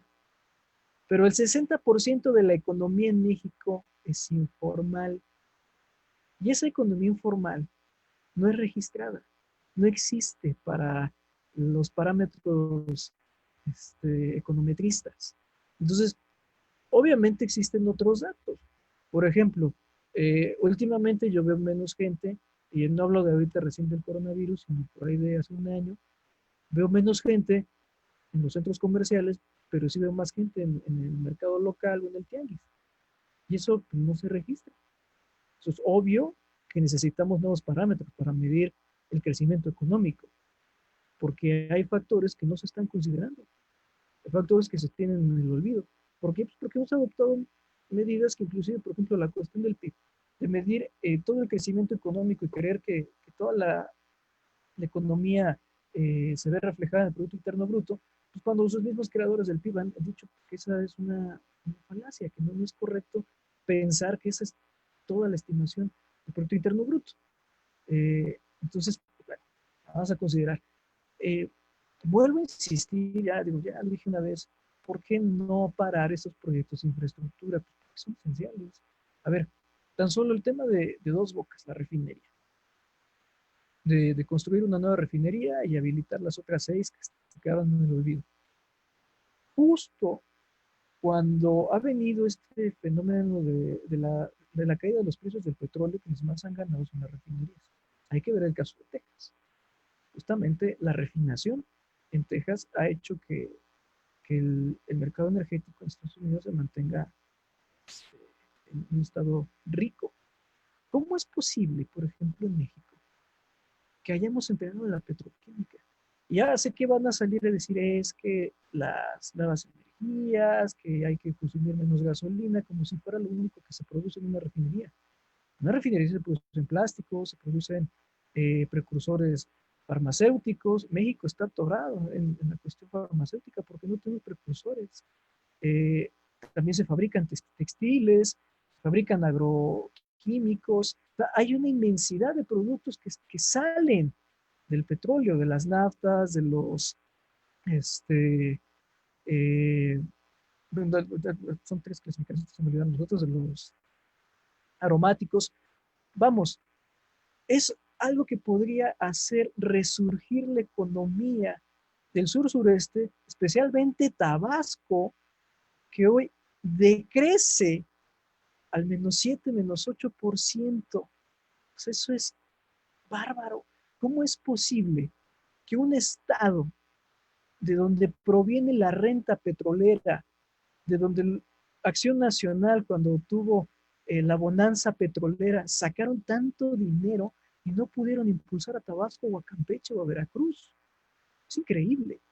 Bueno, pues esa es la falla de ese modelo neoliberal, que extrajo toda la riqueza que pudo, pero nunca regresó a los estados donde se generó esa riqueza un remanente para poder reactivar su economía. Entonces, por supuesto que es importantísimo que se mantenga Dos Bocas. ¿Por qué es importantísimo el transísmico, el corredor transísmico? Pues porque por ahí va a correr gran parte del comercio en América del Norte. ¿Por qué es importante el Tren Maya? Pues porque, a ver, ¿cuánto cuesta actualmente trasladarse, ya sea en camión o sea en avión, por ejemplo, a Chiapas? Un tren te abarata los costos, aumenta el volumen de transporte, conecta toda la región, generas economía a través del turismo, generas economía a través de la construcción. O sea, queremos que el gobierno facilite los medios para generar nuevos empleos, pero no queremos que a partir de esos proyectos se generen nuevos empleos. Bueno, yo no entiendo cuál es el objetivo. Si el objetivo es volver a utilizar dinero público para rescatar a las grandes empresas, yo también voy en contra. ¿Por qué? Porque esa receta no ha funcionado. Y tenemos el caso del FOBAPRO, que hoy seguimos pagando, y los hijos que tengamos y los nietos que tengamos van a seguir pagando el endeudamiento de ese rescate financiero que no sirvió de nada. Y ahora nada más, solo como corolario, les voy a poner un ejemplo de por qué es tan importante esta perspectiva de primero los pobres. En 1995, tras el error de diciembre del 94, el efecto tequila, un caso curioso en casa que ocurrió. Había trabajo, pero no había dinero. Y en esas épocas llegó una de mis tías con una despensa traída del campo, porque en campo pues, tenían vacas, tenían pollos, guajolotes, maíz, etc. Y venía pues, la despensa, ¿no? Tortillas, leche, huevo, frijoles. Eso fue en 1995, cuando el campo todavía producía, todavía no entraba en operación el Tratado de Libre Comercio en 2000. Hoy, ¿quién viene a rescatarme? ¿Quién viene a rescatar a mi familia? ¿Quién trae una despensa cuando esas tierras están ociosas? Y no porque no haya intenciones de hacerlas producir, sino porque ya no hay condiciones, porque gracias a ese Tratado de Libre Comercio que permitió el dumping, es decir, la competencia desleal de precios en cuestiones de los alimentos en México, ha hecho que el campo decaiga por completo. El campo no puede producir porque es incosteable. Hoy vemos qué fue lo que pasó apenas en este mes en Chihuahua, donde los productores de cebolla tuvieron que tirar las cosechas porque les es más caro tratar de venderlas que tirarlas.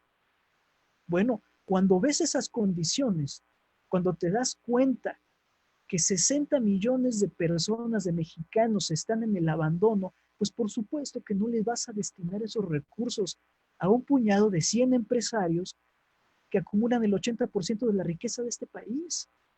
Entonces, por supuesto que es importantísimo atender a los pobres, por mucho que le duela a los ricos y por mucho que nos duela a la clase media, porque al final de cuentas, durante 30 años, hay una clase que estuvo abandonada y que es la que está sufriendo más, y que hasta que la reactivemos y podamos crear círculos de economía regional, vamos a poder rescatar este país.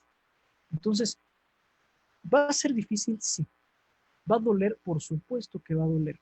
Todo cambio genera incomodidad, pero ya no podemos seguir aplicando las mismas recetas de hace 10, 20, 30, 40 años que ya demostramos que no funcionan. Entonces, vuelvo a decir, qué bueno que no se recurra al endeudamiento, especialmente en un momento en el cual se está diciendo que la banca internacional de préstamos no es costeable, qué bueno que se esté destinando recursos a infraestructura, porque la infraestructura levanta la economía.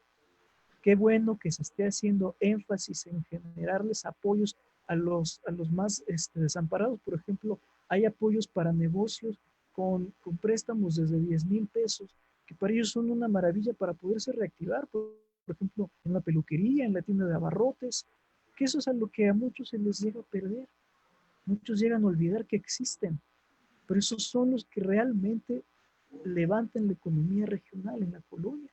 Entonces, es momento de repensar el modelo económico en el que estamos. Ya no podemos seguir adoptando un modelo caduco, que es ese modelo neoliberal, que aparte de todo, como bien señaló Manuel Castells, es inviable que un modelo anglosajón se inserte tal cual a la América Latina cuando América Latina necesita un traje a la medida. Entonces, eso sería lo que podría aportar.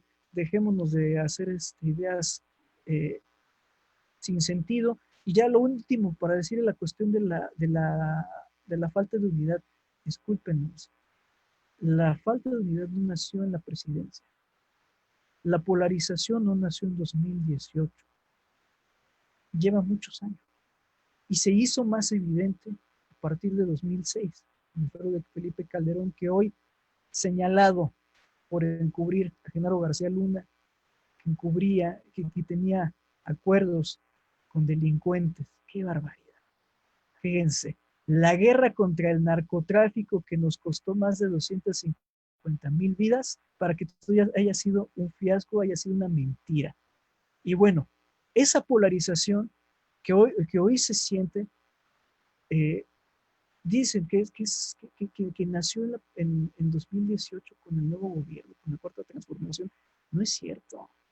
Es simplemente un grupo, una élite muy, muy pequeñita que no quiere abandonar el statu quo, que quiere mantener ese statu quo y que sigue pensando que está bien mantener un sistema de abusos. Pero nada más les voy a poner un ejemplo. El día de ayer, un grupo se fue a manifestar en plena pandemia, en pleno semáforo rojo, para pedir la renuncia del presidente. ¿Quién genera la división? ¿Quiénes son los irresponsables que no les importa la salud pública, que salen a la calle no por necesidad, como hay muchos que sí salen porque tienen que trabajar, porque tienen que buscar el sustento, porque viven el día? No, los que tienen carros y carros de arriba de 300,000 pesos, los que tienen para pagarle y llenar con 1,500 pesos el tanque de gasolina, que lo pueden gastar en una sentada, ellos fueron los que salieron a exigir la renuncia del presidente en un momento de crisis. Eso es una locura. Pues yo ahí se los dejo de tarea para que vean quiénes son los que están generando la división y quiénes son los que no quieren ver prosperar al país, porque les da miedo que haya condiciones de competencia, les da miedo que haya gente que empiece a brincar los umbrales de pobreza. Y por cierto, nada más ahí se los dejo de tarea, se acordarán de mí. Lo que va a pasar a partir de este retorno a la nueva normalidad y el impacto económico, vamos a ver que la clase media baja va a pasar a engrosar la clase de pobreza moderada. Y va a haber una expansión en la pobreza moderada, porque va a haber un grupo también de los que estaban en pobreza extrema que van a brincar el umbral y van a pasar a la pobreza moderada. Les aviso para que después no estén confundiendo las circunstancias. ¿Va a crecer el número de pobres moderados? Sí, sí va a crecer. Es un efecto natural. Los ricos se van a quedar prácticamente en donde están. La clase media no puede crecer más. Y no nos hagamos ilusiones.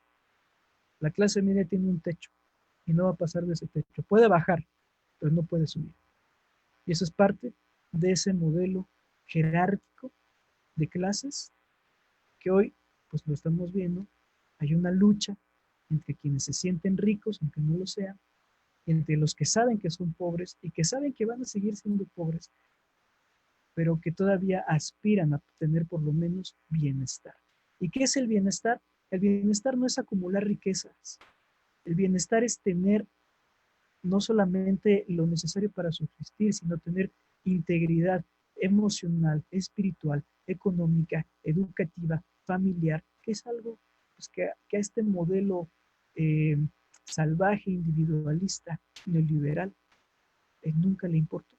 Por eso dicen, no importa la espiritualidad, no importa que te sientas bien, lo que importa es que tengas. Y por eso es que hay muchos, con tal de tener, se han autoexplotado al punto de generar inclusive enfermedades a partir de ahí, solo con tal de tener más. Entonces, temas que hay que replantear y entonces, como les decía, les recomiendo estos grandes problemas de México, algunas tesis equivocadas sobre el estancamiento económico de México, para que no estemos debatiendo al aire y con ideas mal concebidas, sino que tengamos claridad.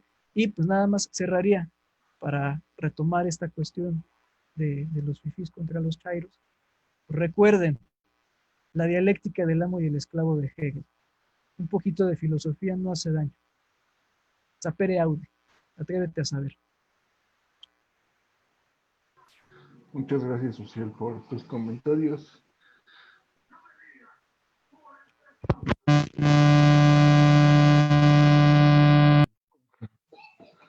Adelante, Carlos, con tu conclusión.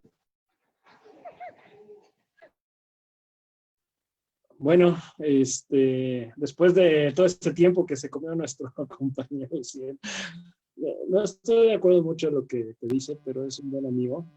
Tiene bastantes ideas. La verdad es que no las desarrolla y su inclinación política a veces hace compleja el entendimiento de visiones de lo que queremos para México, ¿no? Sin embargo, coincido en algún punto, de hecho no tengo ninguno. Creo que hace falta unidad, creo que el presidente debe ser el buen ejemplo para unidad, creo que ese es un buen momento, así como dijo, un anillo al dedo, para aplicar reformas de fondo, reformas sustantivas en las cuales se beneficie toda la población. Creo que sí, en eso estoy de acuerdo, sí. Estas reformas yo, dentro de mi experiencia, creo que lo ideal sería ya hacer una reforma sustantiva en cuestión de horarios escalonados, de días laborables, porque ya vimos que las empresas pueden subsistir escalonando horarios, con menos días de trabajo y por la misma paga o más. Entonces creo que eso ayudaría mucho también a reactivar la economía, dado que el trabajador tendría más días de esparcimiento, lo cual generaría un gasto en centros comerciales, en tiendas de conveniencia, etcétera, etcétera, ¿no? En salidas con la familia. Entonces, desde esa perspectiva, creo que hace falta visión a este gobierno para hacer eso. Creo que sería una muy buena oportunidad para que pudiera irnos esta contingencia, pudiéramos tener esa fuerza como México la ha tenido en muchas ocasiones, y que es momento de replantarnos laboralmente qué es lo que va a pasar con México. No hablando de la última reforma en cuestión procesal, sino en cuestión de, ¿en verdad necesitamos trabajar tantos días? ¿En verdad necesitamos trabajar todos de 9 a 3, o de 9 a 8, de 9 a 9, no sé, etcétera?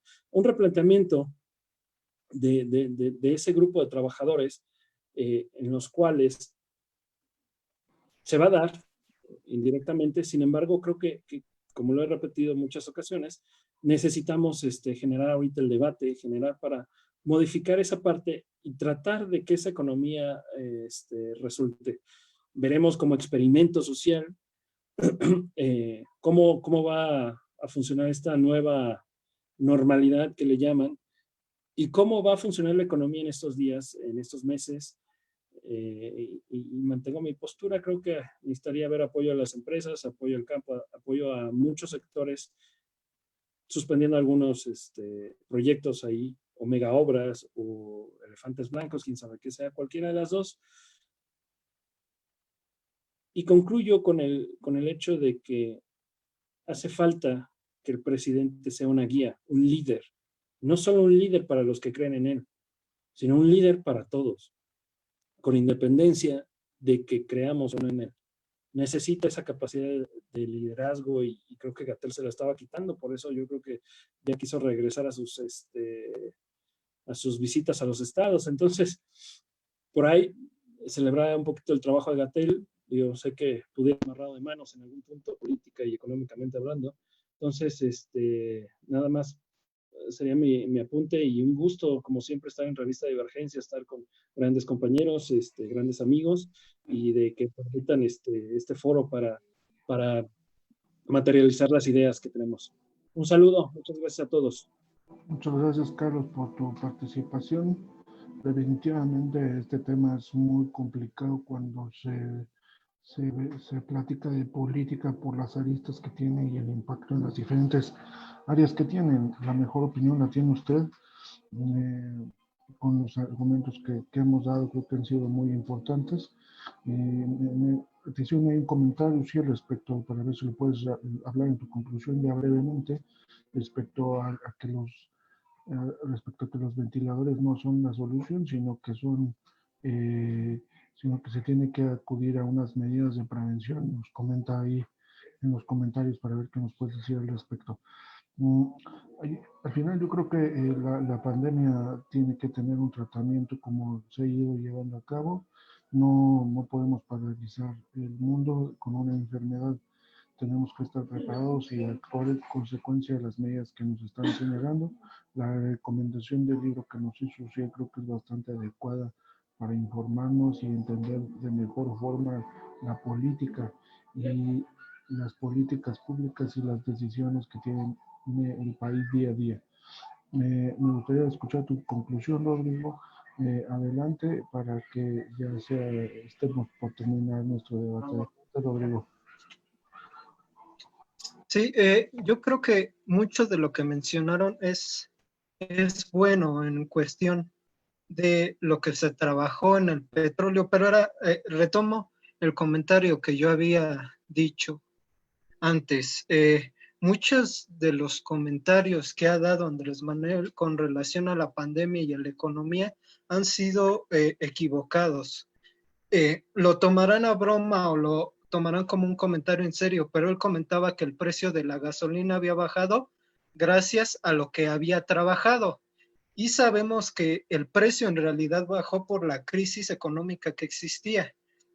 Y puedo retomar muchos mensajes, ¿no? que comentaron, y igual con el narcotráfico, ¿no? Hablan de que el problema entonces era el narcotráfico, pero a su vez vimos también a Andrés Manuel convivir con con la mamá de cierto narcotraficante que también pues tuvo injerencia dentro de México, ¿no? Entonces yo creo que es dentro de la forma en la que se ha llevado este gobierno. Yo creo que el personal del mismo gobierno ha sido bueno, como lo comentaban el doctor Gatell, ha sido un estandarte para el gobierno durante esta pandemia, pero ciertamente, como comentaba Carlos, yo creo que en muchos aspectos le ha quitado el liderazgo a Andrés Manuel, y ese liderazgo él lo ha necesitado en muchas ocasiones, y es por eso que él retoma en estas circunstancias las giras, ¿no?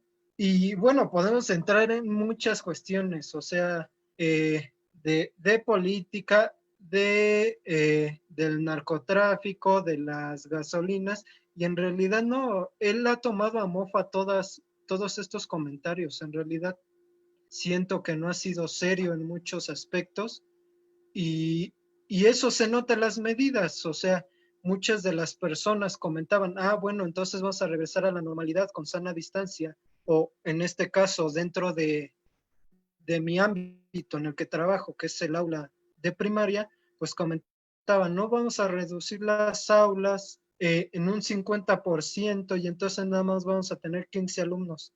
Eso es, la verdad, es una verdadera mentira. ¿Por qué? Porque la cuestión es que tienes salones de 40 alumnos dentro del turno matutino, y reducirlo a 15 alumnos, pues ¿qué hago con los demás? Hablaban sobre el ampliar las escuelas también. Entonces yo creo que he visto muchos ejemplos palpables dentro de nuestra vida cotidiana que en realidad no se han considerado. O sea, se considera el trabajar también.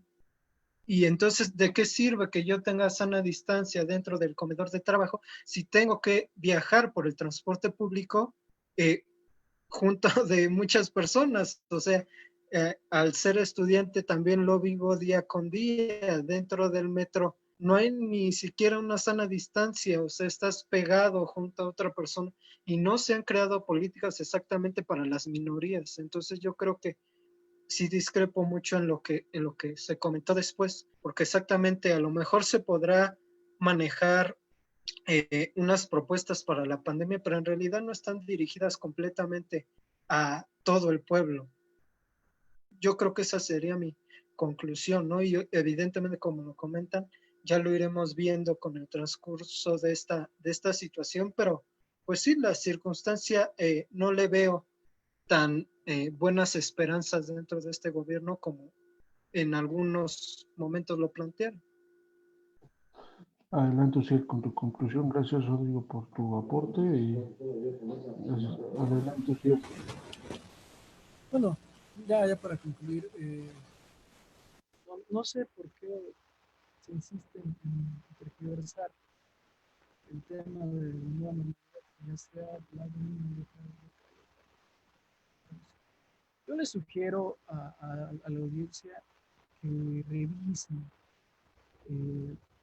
los lineamientos en torno a la nueva normalidad. No hay que inventarnos nada, ahí están cuáles son las medidas, cómo va a ser el retorno, inclusive en el tema de las escuelas. Justo el secretario Moctezuma fue muy claro de separar los grupos, partir de sus apellidos en el retorno. Y recordemos algo, a ver, estamos en una etapa de ensayo, así se llama, donde cada país va a ensayar su retorno y va a empezar a aplicar ciertas medidas, algunas quizá las tenga que cambiar, otras se puedan quedar. Entonces, vamos, debemos tener conciencia de que el mundo que nos espera a partir de que nos empiecen a dejar reitero, hay un semáforo que va desde las actividades iniciales hasta el ámbito educativo. Ese tránsito que vamos a pasar no va a ser el mismo que antes de la pandemia. Debemos tener muy claro que nuestra vida cambió por completo, que nuestra relación social cambió por completo, la vida laboral cambió por completo. Tenemos que adaptarnos a esos nuevos cambios. Y por último, la cuestión de los, no sé por qué les llama Carlos elefantes blancos, ni siquiera se construyen, ya les llaman elefantes blancos. Un elefante blanco, hay que recordarles, es una obra que solamente se construye y ya después no se utiliza. Un ejemplo han sido muchos estadios que se han utilizado para las Olimpiadas, pues ya es primera vez y ya no se utilizan para nada más. Entonces, tener mucho cuidado en qué conceptos utilizamos, porque luego confundimos a la gente. Solo por conclusión, a ver, recordemos, es un nuevo mundo al que nos enfrentamos. La economía se va a tener que replantear, la política se tiene que replantear, la forma en la que nos relacionamos con nuestros seres queridos, con nuestros compañeros de trabajo, todo va a cambiar. O sea, estemos atentos a eso, no esperemos volver a lo que fue antes, solamente decirles que no esperemos a partir de esto que haya soluciones mágicas. Va a tocar esforzarnos todos en poder reconstruir a nuestro país, que es una buena oportunidad. Tenemos la oportunidad de ver que las cosas puedan ser distintas. No, pues ya, sería la conclusión. Abrazos, no balazos. Muchas gracias, Uciel. Y con esto